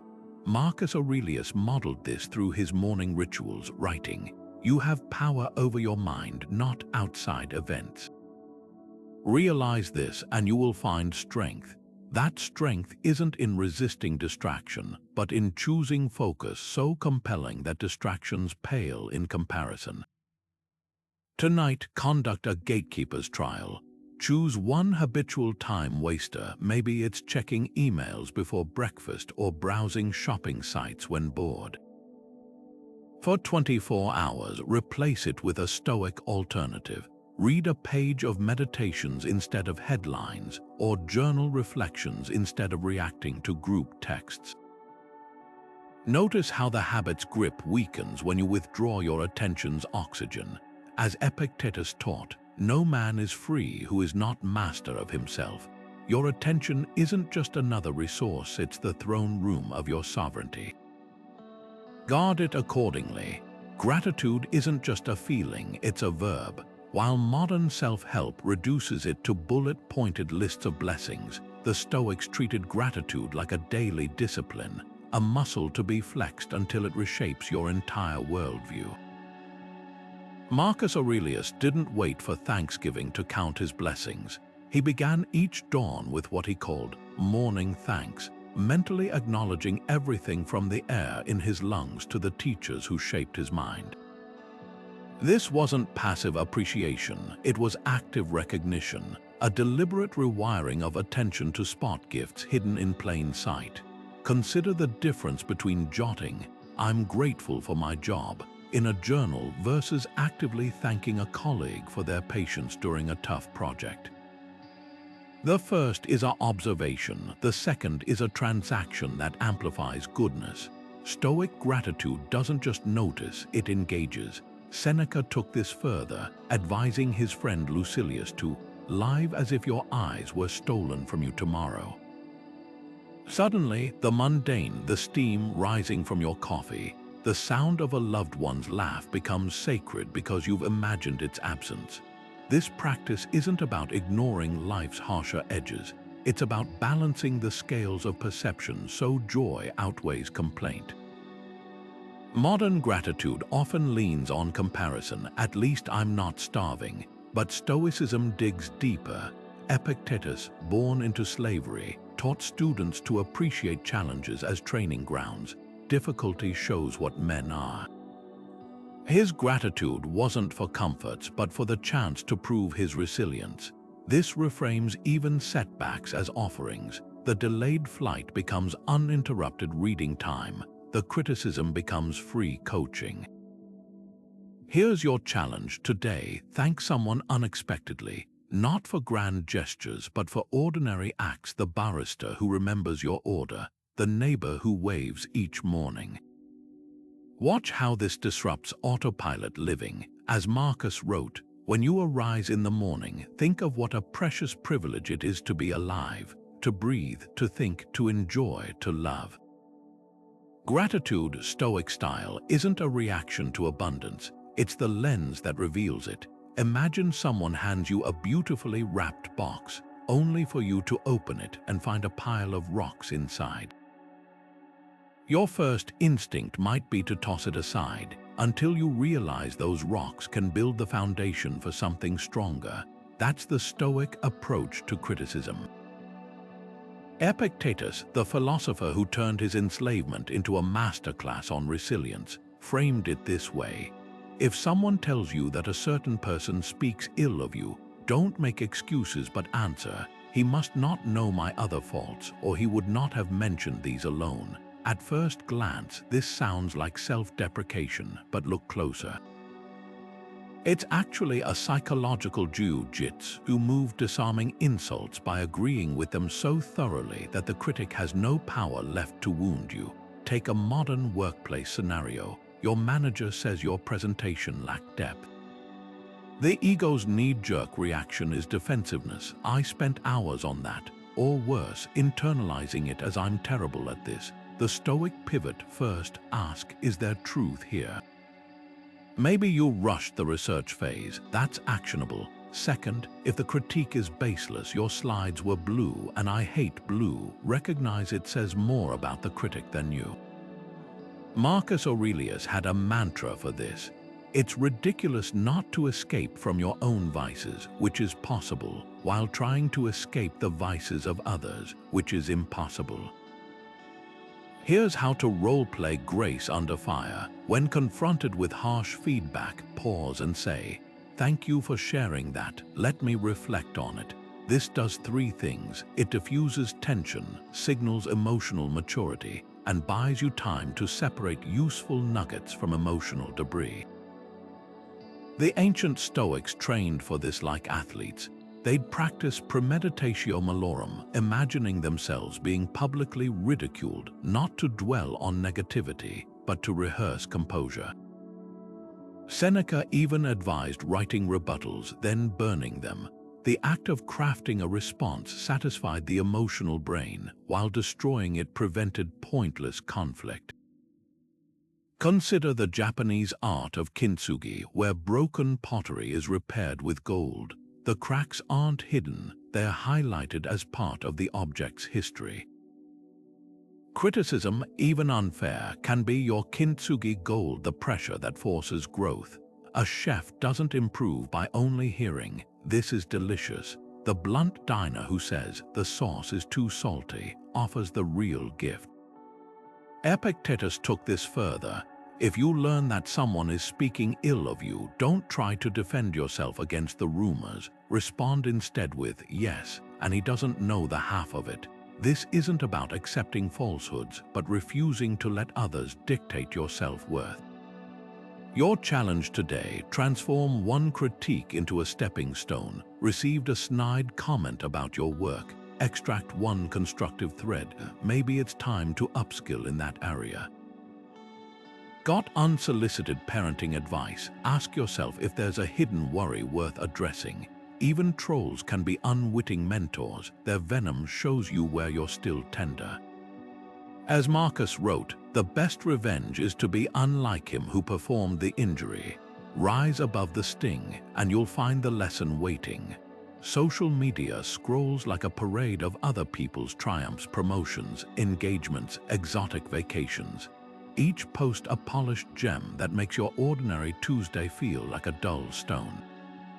Seneca saw this trap 2,000 years before Instagram, warning, "Envy of other people shows how unhappy you are. Continual attention to others shows how boring you find yourself."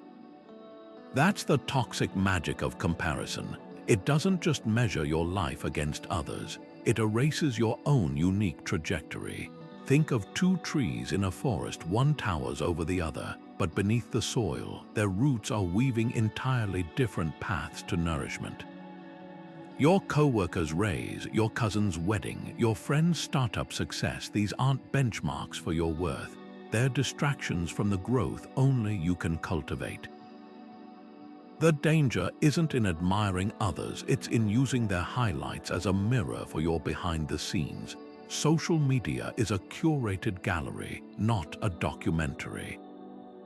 That influencer's perfect morning routine, filmed after 7 takes, the couple's hash relationship goals post, posted minutes before a silent treatment. Seneca called this the theater of life, where people perform their best acts while hiding the chaos backstage.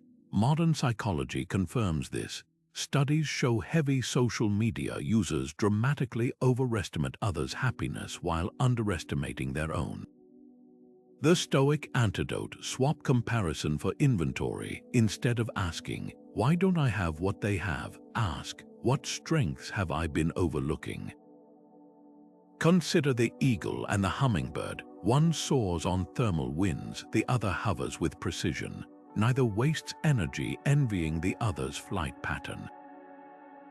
Your unique abilities, maybe it's your knack for calming tense situations, your patience with detail, or your resilience after setbacks, are your evolutionary edge. Marcus Aurelius reminded himself daily, "What is it in yourself that you rely on? Your looks, they fade. Your wealth, it's fickle. Your wit, without wisdom, it's hollow." His journal wasn't filled with comparisons to other emperors, but with reflections on his own progress toward virtue. Here's your challenge: for 1 week, conduct a comparison detox. Each time you catch yourself measuring against someone else's life, pause and identify one undervalued strength of your own, that colleague who's a brilliant speaker. You might be the listener who makes people feel truly heard, the friend with a picture-perfect home. Your messy space might be the creative lab where your best ideas are born. As Epictetus put it, if you try to be like someone else, who will be you? Your life isn't a replica, it's an original manuscript. Stop checking others' footnotes and write your next chapter. Acting confident before you feel it isn't deception, it's deliberate practice. The Stoics called this prosody, the art of mindful role-playing, where you consciously embody the virtues you wish to cultivate long before they feel natural.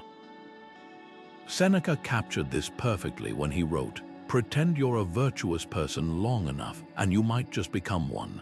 This isn't about empty posturing, it's about creating a feedback loop between action and identity. Think of a stage actor who doesn't wait to feel like Hamlet before stepping into the role. They study the lines, wear the costume, and let the character's choices reshape their presence. The Stoics applied this to everyday life, treating each interaction as a rehearsal for their ideal selves. Consider the modern power pose phenomenon, standing tall before a stressful event to trigger confidence-boosting hormones. Science now confirms what ancient philosophers knew: behavior shapes belief. When you smile despite sadness, your brain releases dopamine. When you speak calmly in anger, your nervous system follows suit. Epictetus, who trained his students to adopt virtues like patience and courage through deliberate action, put it bluntly: first say to yourself what you would be, then do what you have to do. The gap between who you are and who you aspire to be isn't a flaw, it's a workshop. Here's how to apply this today. Pick one virtue you lack but admire. Perhaps it's assertiveness in meetings or grace under pressure. Tomorrow, for just 12 hours, act as if you already possess it. If you're playing the role of someone patient, notice how you pause before interrupting or reframe delays as opportunities to practice stillness. If confidence is your focus, adopt the posture and speech patterns of someone who trusts their worth. Shoulders back, voice steady, eye contact unflinching. The key lies in specificity. Don't just be more confident. Ask, how would a confident version of me order coffee, handle criticism, or delegate tasks? Marcus Aurelius, despite his imperial power, practiced this daily. In his private writings, he often reminded himself to act as if he were already the wise ruler he strove to be, as if setbacks were lessons rather than punishments. His journal wasn't a record of achievements but a script for continuous becoming. Modern psychology echoes this with cognitive dissonance theory. When our actions conflict with our self-image, the mind rewires to reduce the tension. In other words, fake it long enough, and your brain will rewrite the narrative to match. The magic happens when you stop seeing the act as inauthentic and start recognizing it as intentional evolution. A musician doesn't wait to feel like a virtuoso before practicing scales. They play the scales until virtuosity emerges. Your character operates the same way. As Seneca observed, no one is born wise, but everyone can become so. So tonight, cast yourself in the role of your next best version. Tomorrow's performance might feel awkward at first, but stick with it. The curtain's already rising. Why not step into the light? Pain arrives uninvited, but it always brings a curriculum. Marcus Aurelius, who ruled Rome through plague and war while battling chronic illness himself, wrote in his private journal, "The obstacle is the way. The impediment to action advances action." At first glance, this sounds like empty encouragement until you realize he penned these words not from a palace, but from military tents on the freezing Germanic front. His insight wasn't philosophical theory, it was battlefield-tested truth. Consider the butterfly's struggle to emerge from its chrysalis. Biologists know that interfering to help it out actually cripples its wings. The very act of fighting free pumps fluid into those wings, strengthening them for flight. Your darkest moments operate on the same principle. Take the story of James Stockdale, the Navy pilot shot down over Vietnam and held as a prisoner of war for 7 years. Tortured routinely, denied medical care, and kept in solitary confinement, he later credited his survival to Epictetus' teachings. "You must never confuse the two," he said, "the fact that you're in prison and how you choose to respond to that fact." Stockdale didn't just endure his suffering, he mined it for lessons. The isolation became a meditation chamber. The interrogations trained his emotional discipline. By reframing each agony as education, he transformed his prison into an involuntary monastery. This mindset shift isn't about masochism, it's about alchemy. When a sculptor's chisel strikes marble, the stone experiences it as destruction, but the sculptor knows every strike reveals the hidden form. Your chisels, the failed relationship, the financial loss, the health scare aren't random punishments. They're precise tools carving a more resilient you. Modern psychology confirms this. Post-traumatic growth research shows that survivors who ask, "What can this teach me?" recover faster than those stuck on, "Why me?" Here's your fieldwork assignment. Recall a recent emotional splinter, a rejection, a mistake, a betrayal.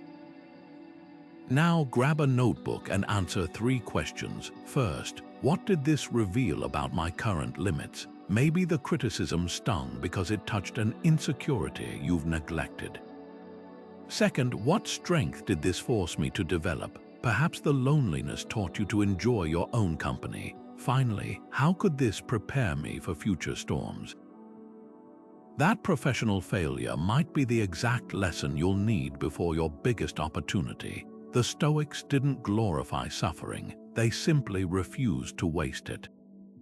A forest fire isn't just destruction, it's how certain seeds germinate. Your pain might be the heat required to crack open a version of yourself you didn't know existed. As Marcus reminded himself in the dead of night, the blazing fire makes flame and brightness out of everything thrown into it. The question isn't whether life will throw things into your fire, it's whether you'll let them fuel your light. The average urban dweller now absorbs more noise in a single day than our ancestors encountered in months. Traffic roars at 85 decibels, equivalent to a blender inside your skull.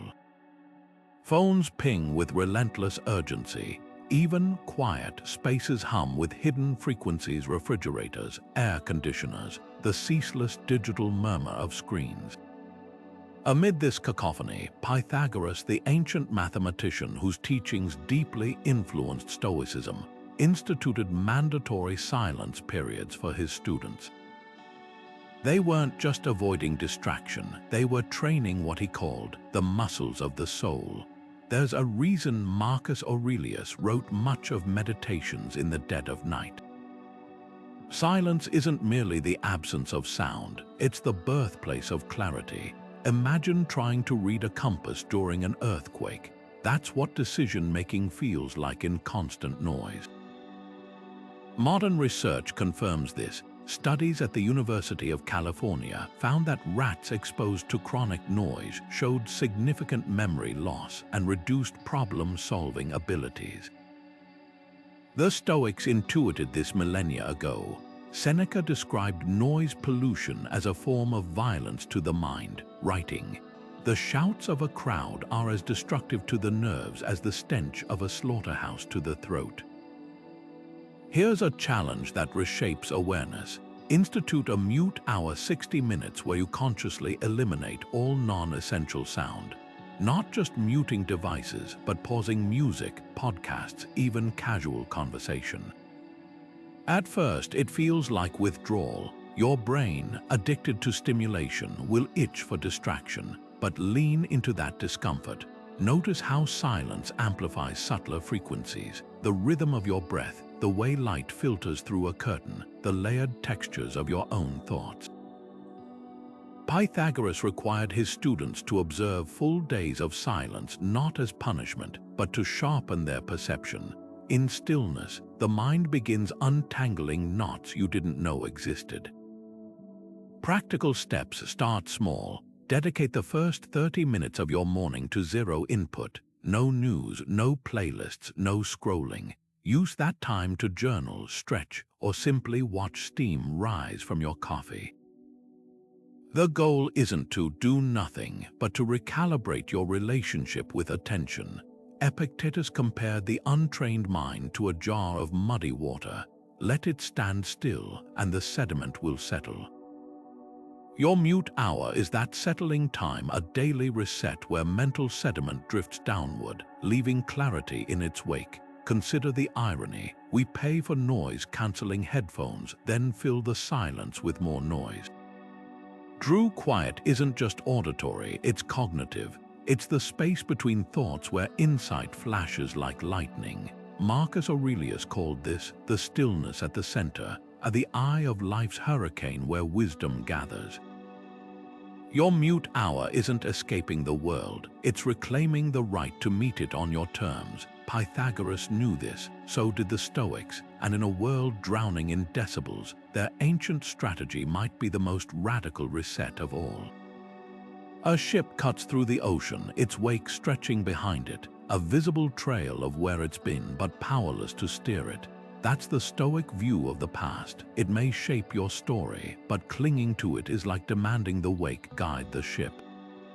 Seneca, who watched Rome's elite drown in regret, wrote, "We suffer more in imagination than in reality. You are dragging your past burdens with you, not carrying them."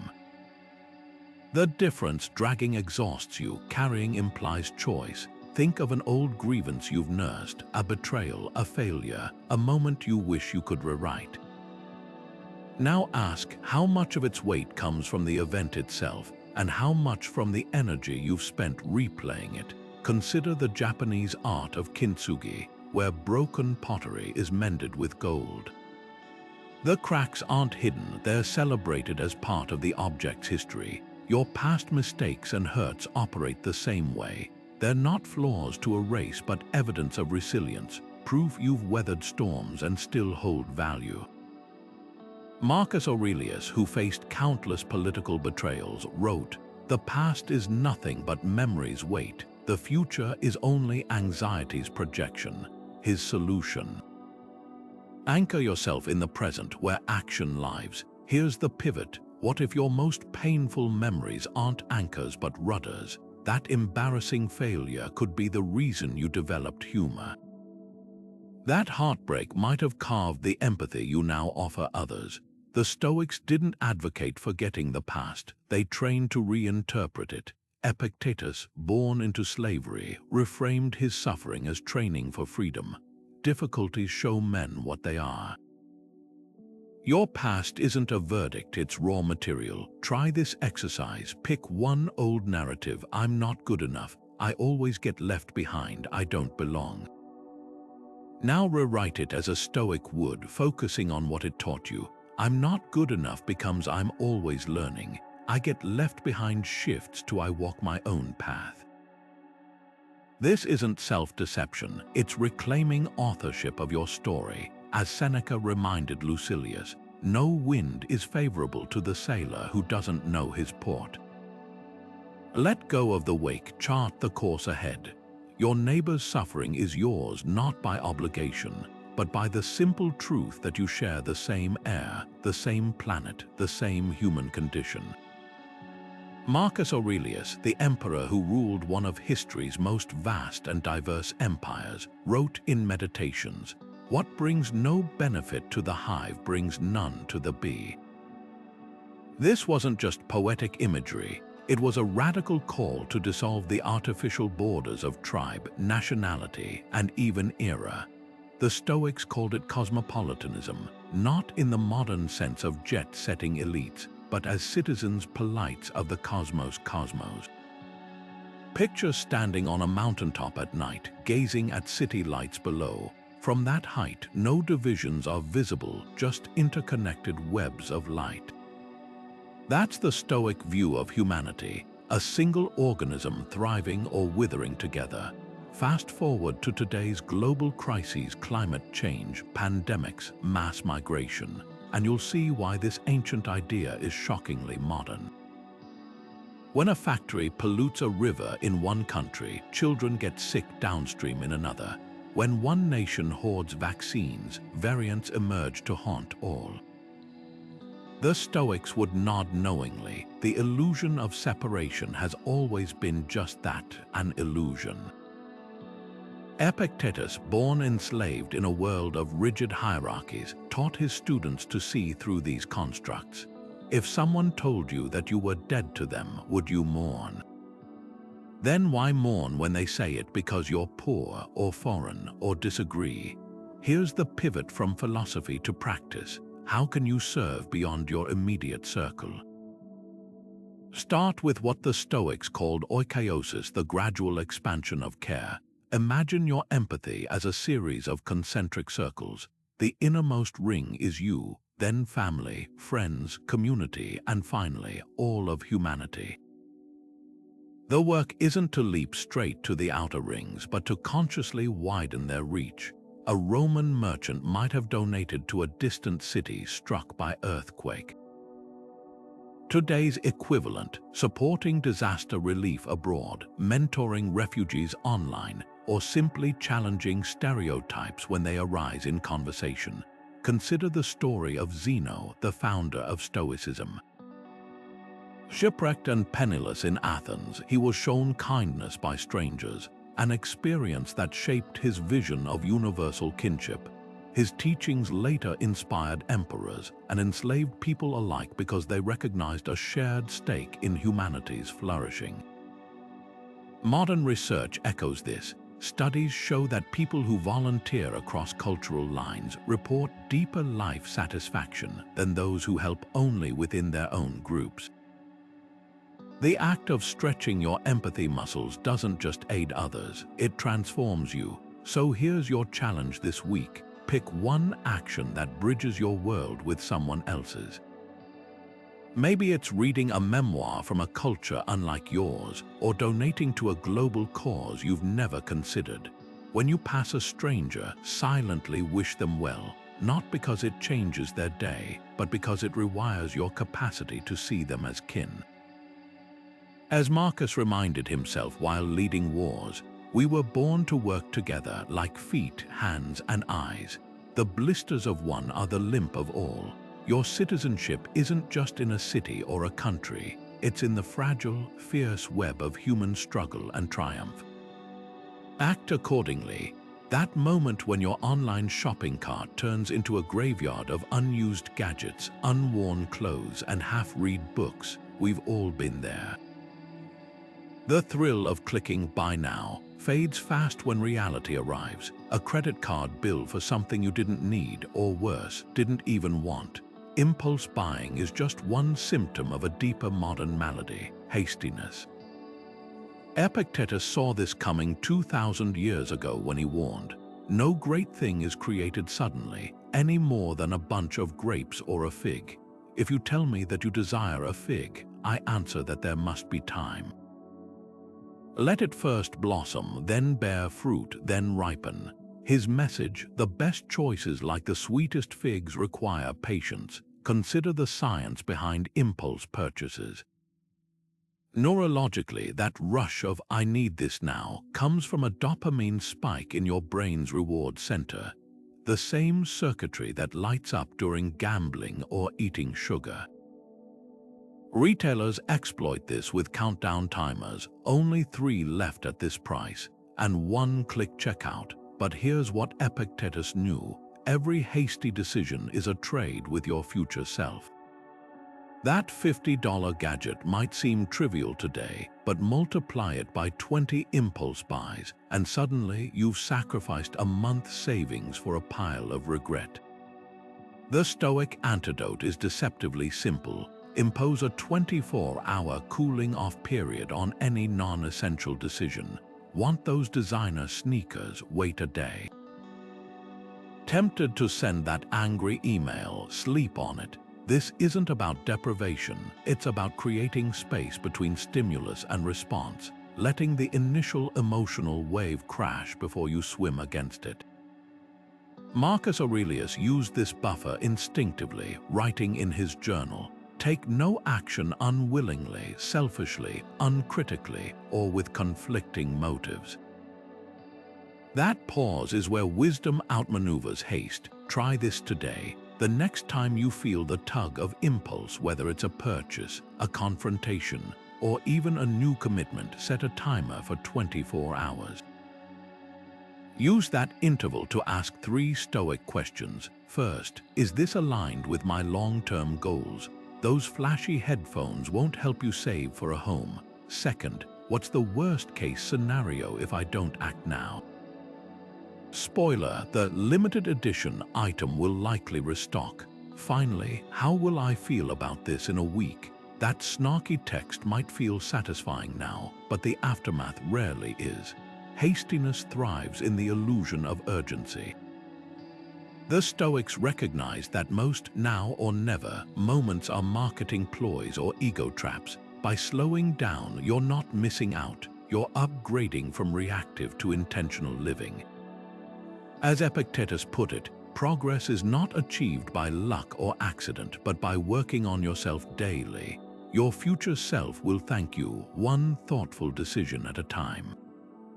Generosity in Stoicism isn't charity, it's cosmic accounting. Musonius Rufus, the philosopher who taught that wealth was merely an instrument for virtue, framed giving as a moral tax owed to the universe. To share with others is not generosity, he argued, but justice. This flips modern philanthropy on its head. When you donate, you're not a benefactor bestowing favors. You're settling a debt to the interconnected web of existence. Picture a fruit tree. Does it boast when its branches feed hungry birds, or does it simply fulfill its nature by yielding what it cannot keep? That's the Stoic view of resources. They're not truly yours, but temporarily passing through your hands. History offers a striking example. Zeno, the founder of Stoicism, lost his entire fortune in a shipwreck. Instead of despairing, he saw it as liberation from custodianship. Now he could focus on redistributing wisdom instead of coins. Modern psychology validates this mindset. Studies show anonymous givers experience longer-lasting happiness boosts than those who donate publicly. The act severs the link between giving and ego, making it purer and paradoxically more rewarding. Here's the catch: Stoic generosity isn't about amounts but intentionality. Seneca wrote of a wealthy man who donated grandly to earn statues, while a poor widow gave 2 copper coins quietly. The widow's mite was weightier, he noted, because it came from her entirety. This week's challenge isn't to empty your wallet, but to redirect one resource, time, skills, even attention, without leaving a trace. Pay for a stranger's coffee and vanish before thanks. Leave a book on a park bench with a note for whoever needs this today. The deeper lesson: anonymity isn't just humility, it's training to detach from social rewards. Like a Stoic shedding externals, you're learning to value the act itself over its reflection in others' eyes. As Musonius Rufus taught, what good is wealth if it doesn't purchase virtue? Your silent gift might buy something far greater, the unshakable knowledge that you're part of nature's endless exchange. The tree doesn't need applause to bear fruit, and neither do you. Lead and gold share the same atomic structure. What separates them is simply how their particles are arranged. The Stoics saw hardship through that same alchemical lens. The raw material of suffering could, with the right mental process, be transmuted into wisdom. Marcus Aurelius, who faced betrayal, illness, and war during his reign, wrote in Meditations, "The impediment to action advances action. What stands in the way becomes the way." He wasn't spinning platitudes, he was documenting a psychological breakthrough. When a blacksmith hammers molten metal, the metal doesn't protest, it becomes sharper. Your struggles operate on the same principle. Take the story of Thomas Edison's laboratory fire in 1914. At 67, with no insurance, he watched decades of research literally go up in flames. His reaction: "Thank goodness all our mistakes were burned up, now we can start fresh." That's Stoic alchemy in action, a man choosing to see disaster as a blank canvas rather than a tombstone. Modern psychology calls this benefit finding, but the Stoics framed it more viscerally. Life's blows aren't just to endure, they're raw ore waiting to be smelted. Here's how to practice this mental metallurgy. Pick a recent setback, a rejected proposal, a financial hit, a strained relationship. Now grab a notebook and conduct a 3-part refinery. First, separate facts from narrative. Write the bare facts. My project was criticized. Without emotional labels. I'm a failure. Second, extract the flux. Identify one skill this challenge is forcing you to develop, maybe humility, adaptability, or clearer communication. Finally, cast the new form. Visualize how this refined trait could serve future you. That harsh feedback isn't a verdict, it's the whetstones sharpening your next presentation. Edison's fire birthed groundbreaking inventions within months. Your current lead moment might be the very crucible where your gold takes shape. As Marcus reminded himself in the trenches of war, the blazing fire makes flame and brightness out of everything thrown into it. The obstacle isn't just something you face, it's the forge where your best self gets hammered into being. Motivation is a fickle flame, bright one moment, gone the next. Discipline, on the other hand, is the steady ember that keeps you warm long after the spark has faded. This is the core of Strategy 37, where the Stoics draw a stark line between relying on fleeting inspiration and cultivating unshakable consistency. Epictetus, the philosopher who turned his enslavement into a masterclass on inner freedom, put it bluntly, no great thing is created suddenly, any more than a bunch of grapes or a fig. If you tell me that you desire a fig, I answer that there must be time. Let it first blossom, then bear fruit, then ripen. His message, transformation, isn't the product of grand, sweeping gestures, it's the accumulation of small, daily choices that compound over time. Take fitness as a proving ground. Motivation might get you to sign up for a gym membership after watching an inspiring movie, but discipline is what drags you out of bed at 5 a.m. When it's raining and your muscles ache, the difference lies in systems versus sparks. Motivation waits for perfect conditions. Discipline builds habits that weather storms. Consider the marathon runner who trains through winter. They're not fueled by daily bursts of enthusiasm, but by a commitment so ingrained it becomes identity. The Stoics called this ethos the character forged through repetition. Marcus Aurelius didn't journal sporadically when inspiration struck. He wrote in meditations daily, even on the battlefield, because consistency was his non-negotiable. Learning a new skill follows the same rhythm. Motivation might push you to buy a language app after a thrilling trip abroad, but discipline is what keeps you practicing during the mundane Tuesday commutes. Epictetus students didn't master philosophy in weekend workshops. They showed up daily, wrestling with concepts until understanding took root. Modern research echoes this. Studies on micro-progress show that practicing a skill for just 20 minutes daily yields far greater mastery than sporadic binge sessions. The Stoic twist, they saw this not as grind but as alignment, each small effort a brick in the temple of self-mastery. Here's the pivot point: motivation is external. It depends on moods, circumstances, even weather. Discipline is internal, a covenant you make with your future self. Seneca captured this in a letter. Every new day is a new life to the wise person. Not because they feel like seizing it, but because they've trained themselves to. Try this experiment. For the next week, commit to one 5-minute daily practice, whether it's push-ups, meditation, or vocabulary drills. Note how resistance fades as action becomes ritual. That's the alchemy of consistency, turning I have to into I am. The Stoics didn't worship discipline for its own sake. They revered it as the bridge between aspiration and reality.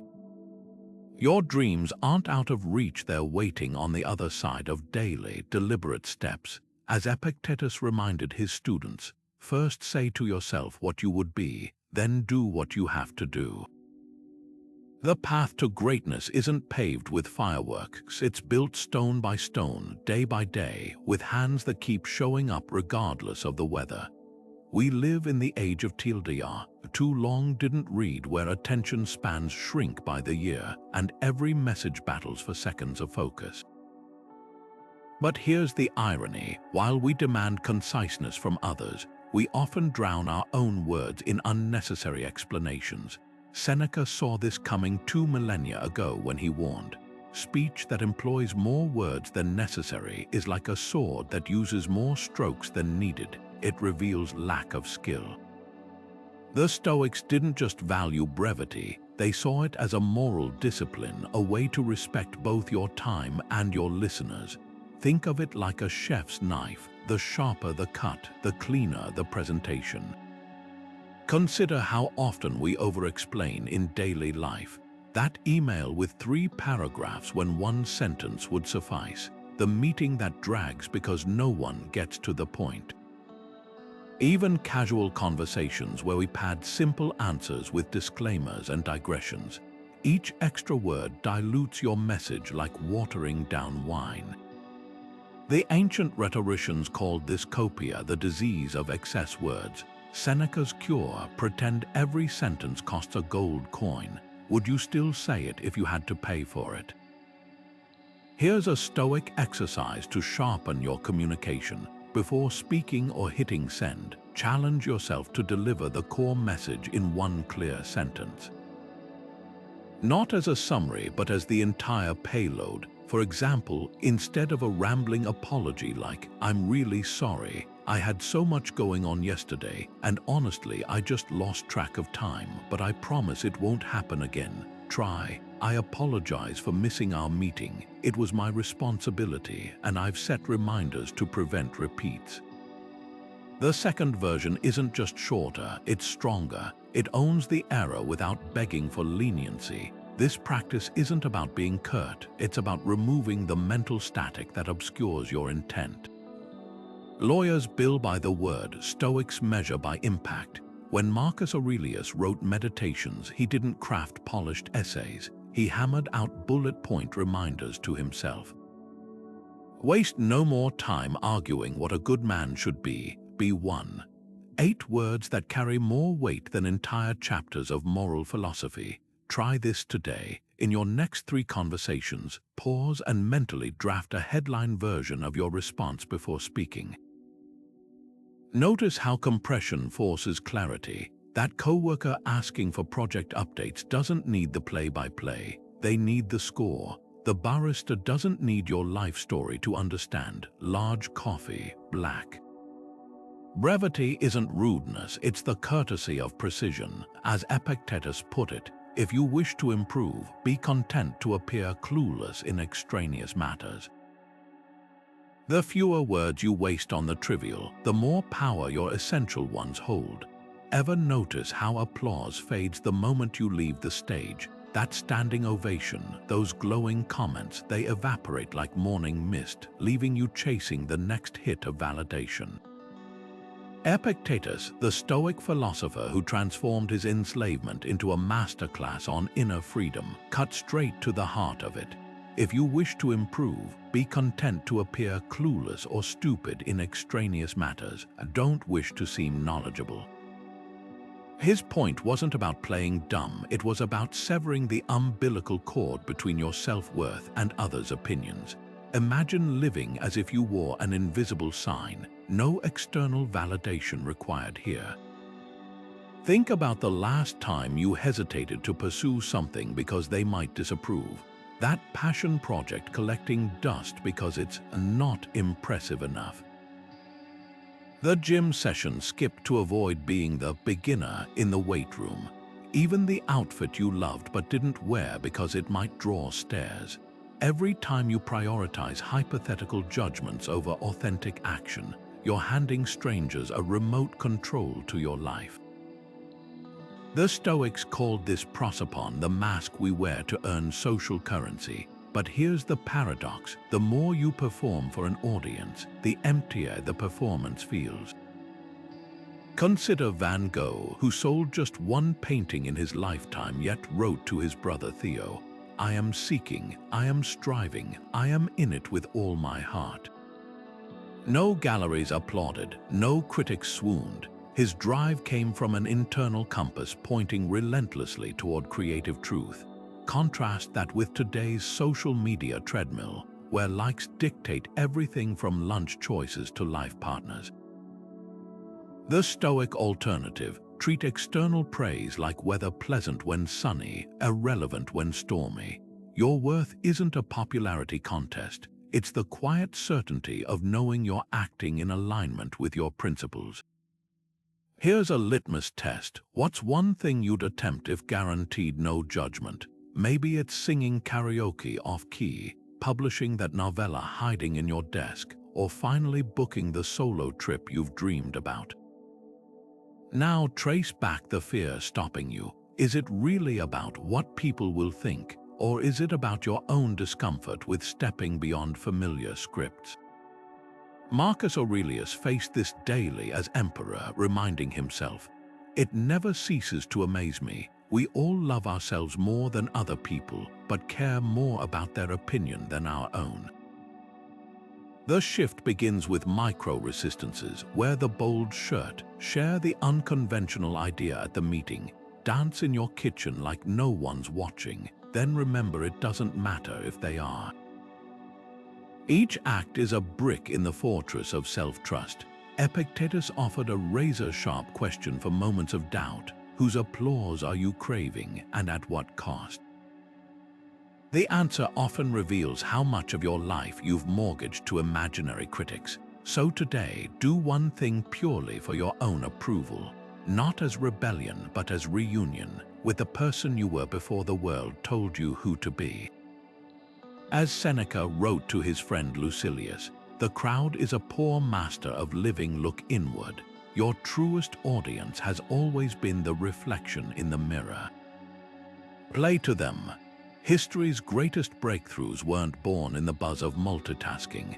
Einstein didn't crack relativity while refreshing emails. Marie Curie didn't isolate radium between social media scrolls.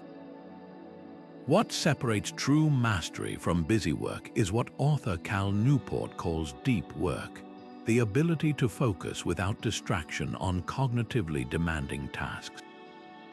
But here's what most people miss. This isn't just a productivity hack. It's ancient Stoic wisdom repackaged for the digital age. Marcus Aurelius wrote in Meditations, "Concentrate every minute like a Roman, like a human being, on doing what's in front of you with precise and genuine seriousness." That's not a motivational poster quote. It's the operating system of a mind that built an empire while penning timeless philosophy. Picture two blacksmiths at a forge. One keeps stepping away, to chat, to snack, to check his phone. The other stays riveted, hammering the same blade until it's honed to perfection. Guess whose work commands higher value? Newport's research shows that in our knowledge economy, the ability to dive deep without the lifeline of constant connectivity is becoming rare currency. The average office worker gets just 11 minutes between interruptions. We've become the distracted blacksmith, never letting our mental metal get hot enough to shape something remarkable. The Stoic antidote is simpler than you'd think: a daily distraction-free hour. No notifications, no tabs, just quickly checking. This isn't about monastic isolation, it's about reclaiming sovereignty over your attention.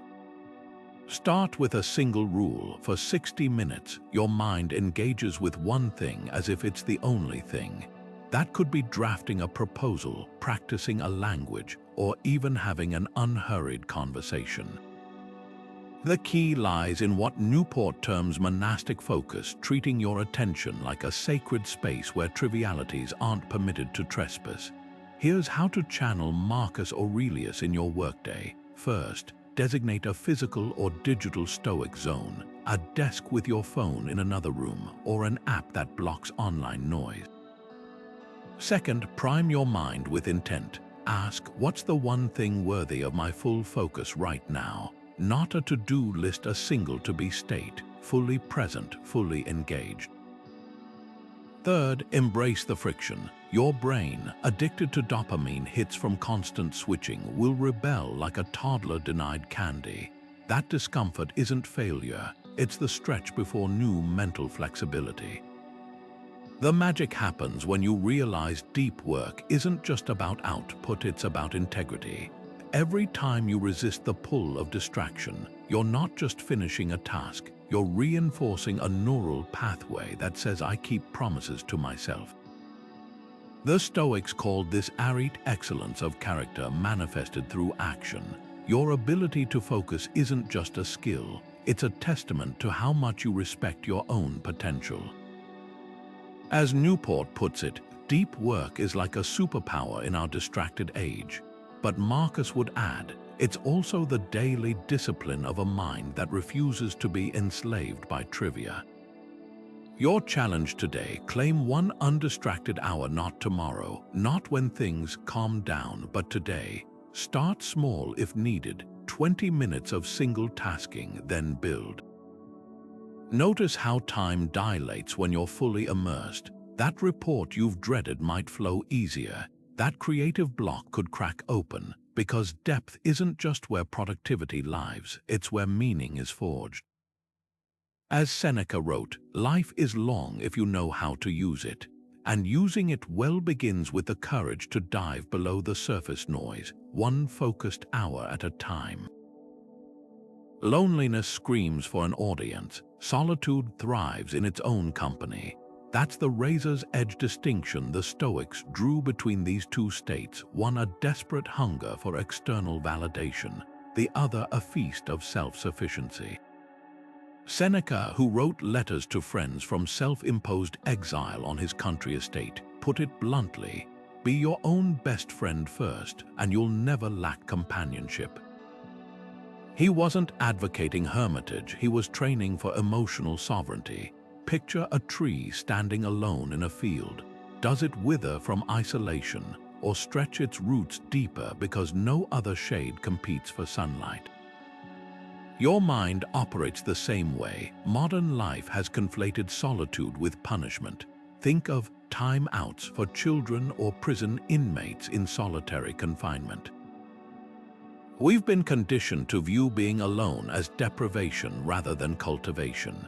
Yet history's most profound thinkers, from Nietzsche walking the Alps to Maya Angelou renting a sparse hotel room to write, sought solitude not because they disliked people, but because they respected their own minds enough to listen to them.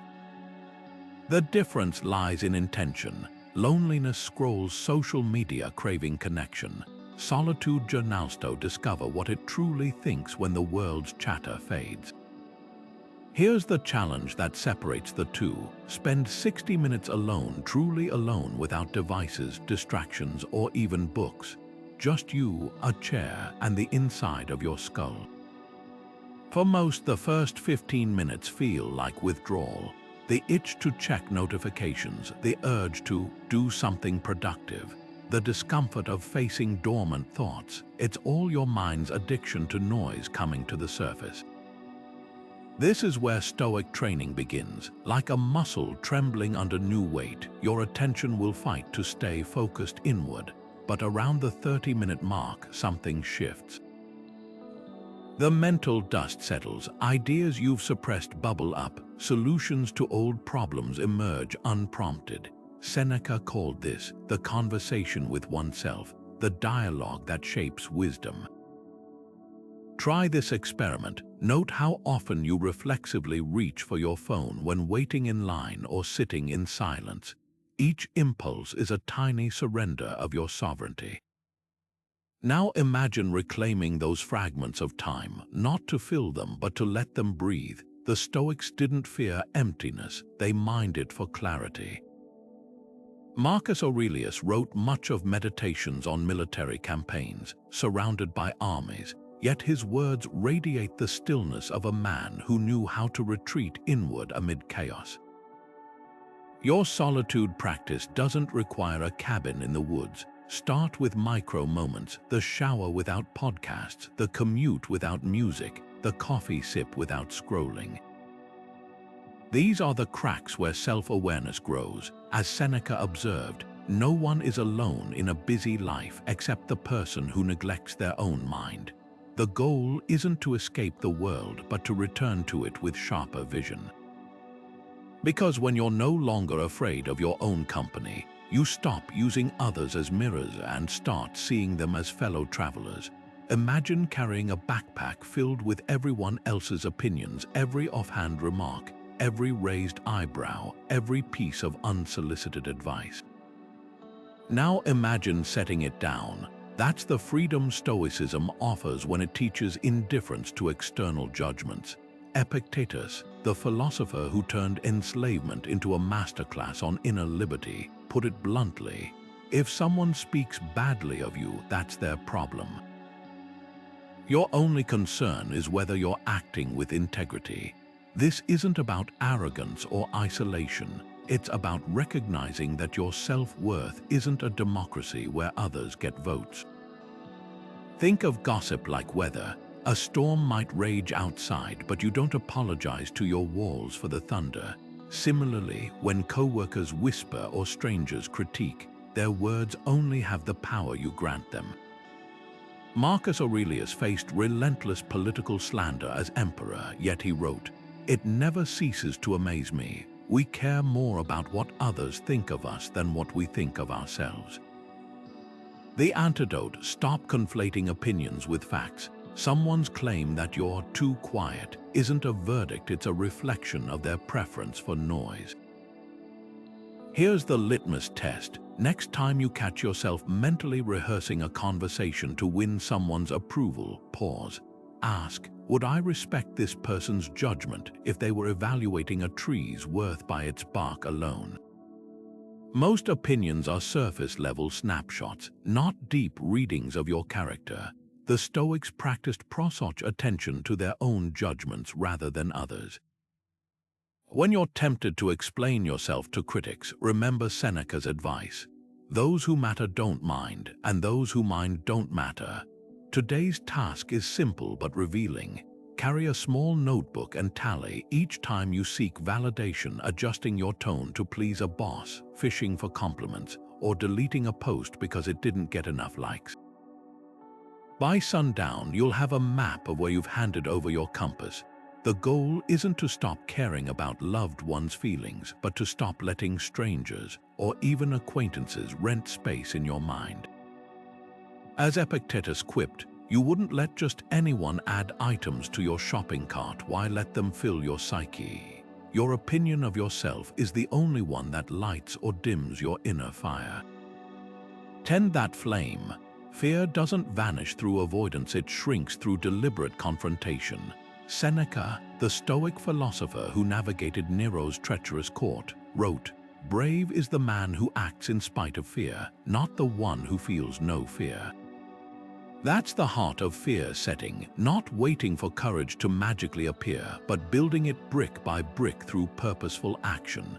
Picture a firefighter training in controlled burns. They don't start by running into infernos. They begin by stepping closer to small flames until their nerves rewire. Your fears operate the same way. Public speaking is the classic example.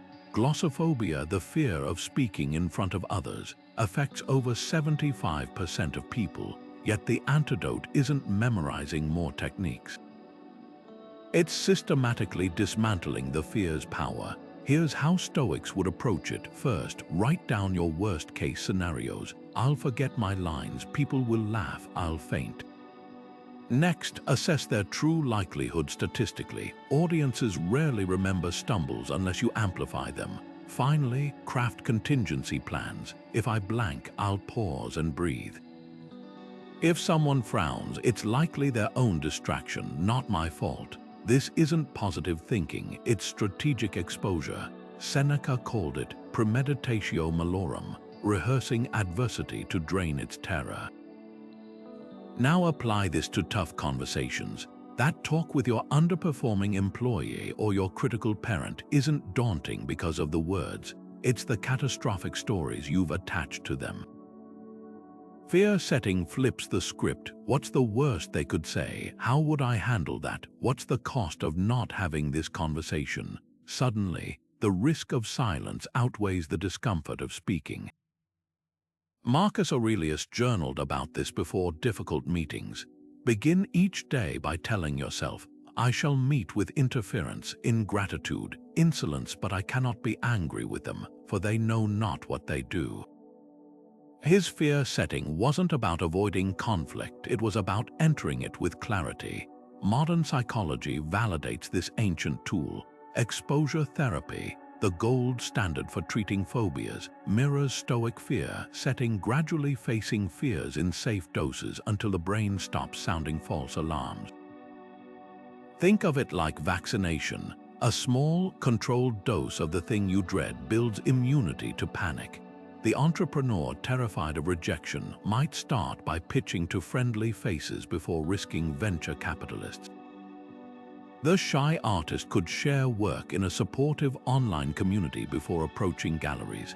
Courage isn't the absence of fear, it's the calculus that your purpose matters more than your discomfort.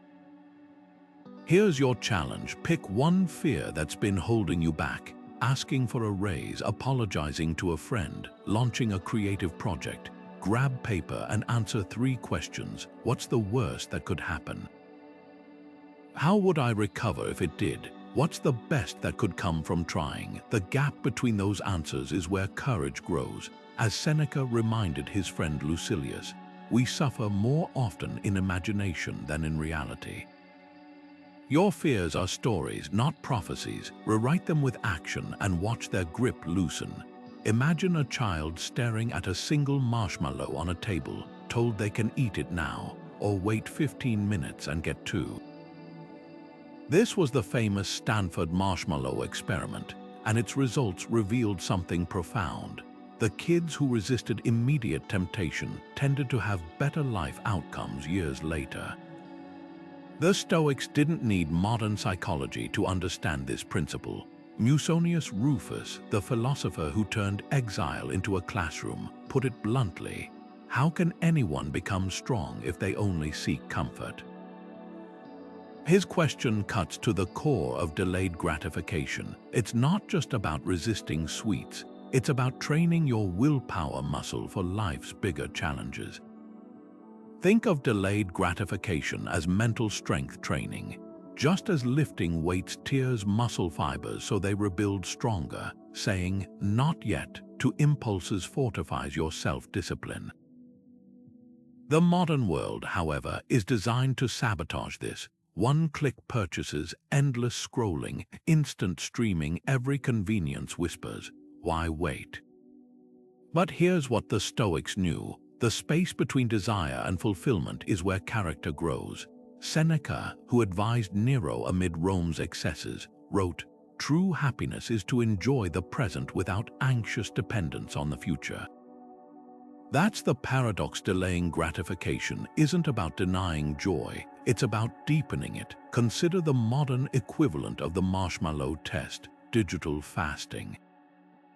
Your phone pings with a notification. The immediate urge is to check it, but what if you paused for 60 seconds? That tiny delay breaks the dopamine cycle, creating room for intentionality.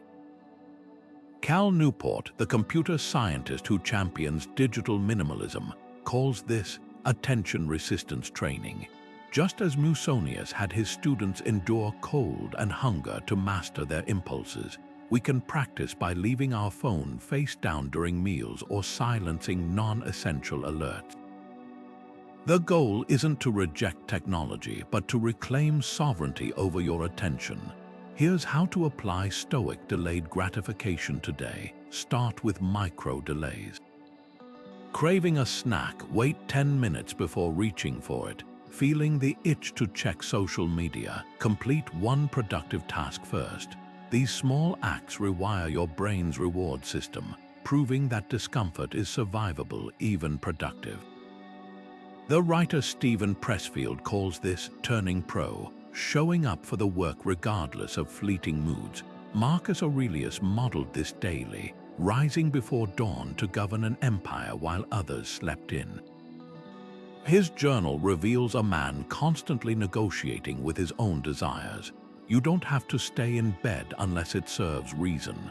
The deeper lesson: delayed gratification isn't self-punishment, it's future building.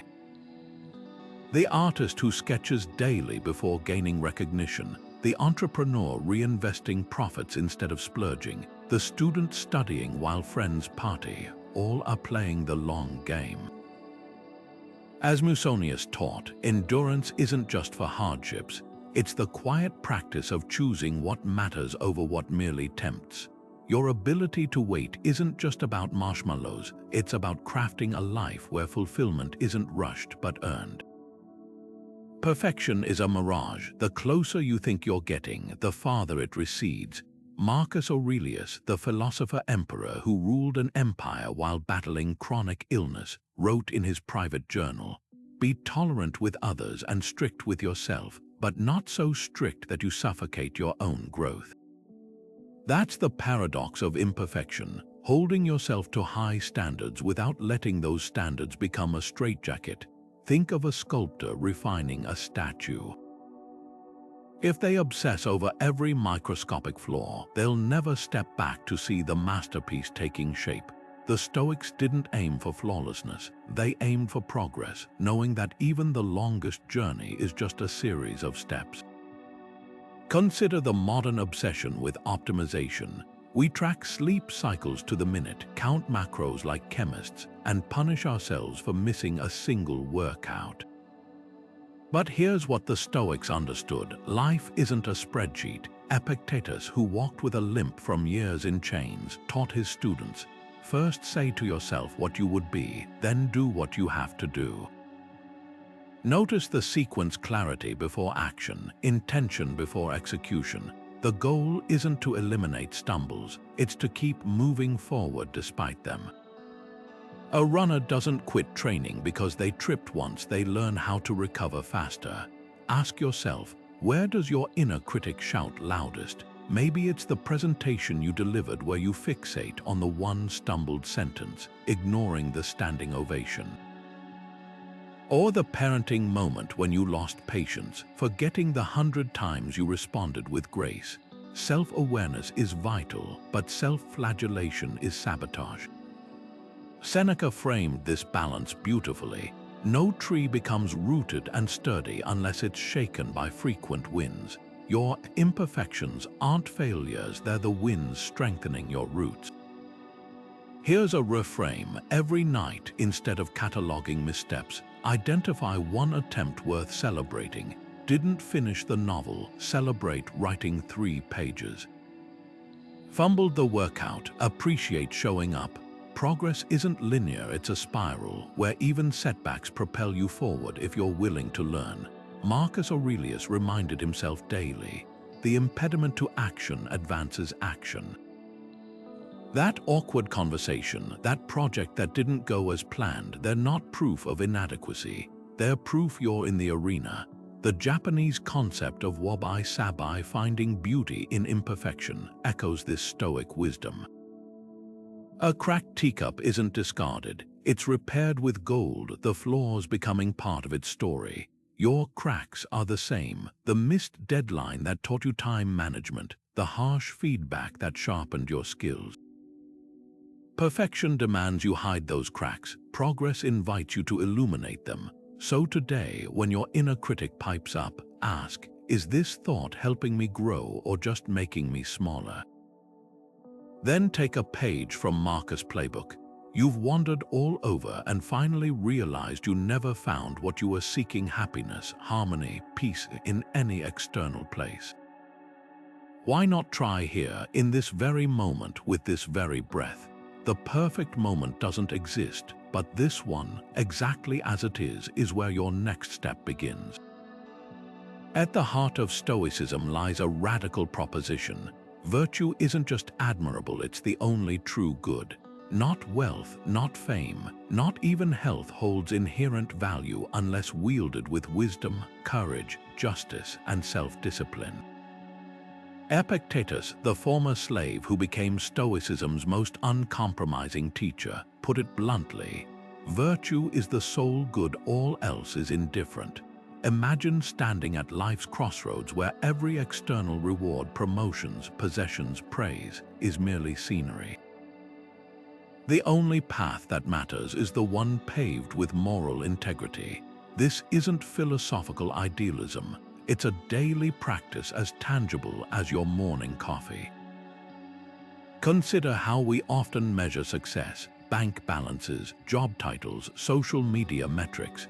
The Stoics would call this confusion like valuing a painting's frame more than the artwork itself. Marcus Aurelius, despite ruling the Roman Empire, wrote in Meditations, "Waste no more time arguing what a good person should be one." His midnight journaling wasn't about plotting conquests, it was about refining his character amid power's temptations. Virtue for the Stoics wasn't abstract, it was the grit in life's gears: how you treat the waiter when your order is wrong, how you respond to criticism that stings, whether you keep promises when no one's watching. Here's where modern self-improvement often stumbles. We chase habits: waking early, reading more, exercising without anchoring them to deeper principles. A Stoic doesn't meditate just for focus. They do it to cultivate equanimity that serves justice. They don't lift weights solely for muscles, but to strengthen endurance for life's heavier burdens. Every action becomes a thread in the tapestry of virtue. Seneca captured this in a letter to his friend Lucilius. Virtue depends partly upon training and partly upon practice. You must learn first and then strengthen your learning by action. Your challenge this week isn't to overhaul your life, it's to weave one virtue deliberately into your days. Pick courage if you've been avoiding a difficult conversation. Choose temperance if impulsive spending leaves you remorseful. Practice justice by advocating for someone overlooked. The key lies in micro moments. Patience isn't forged in grand gestures, but in biting your tongue during rush hour traffic.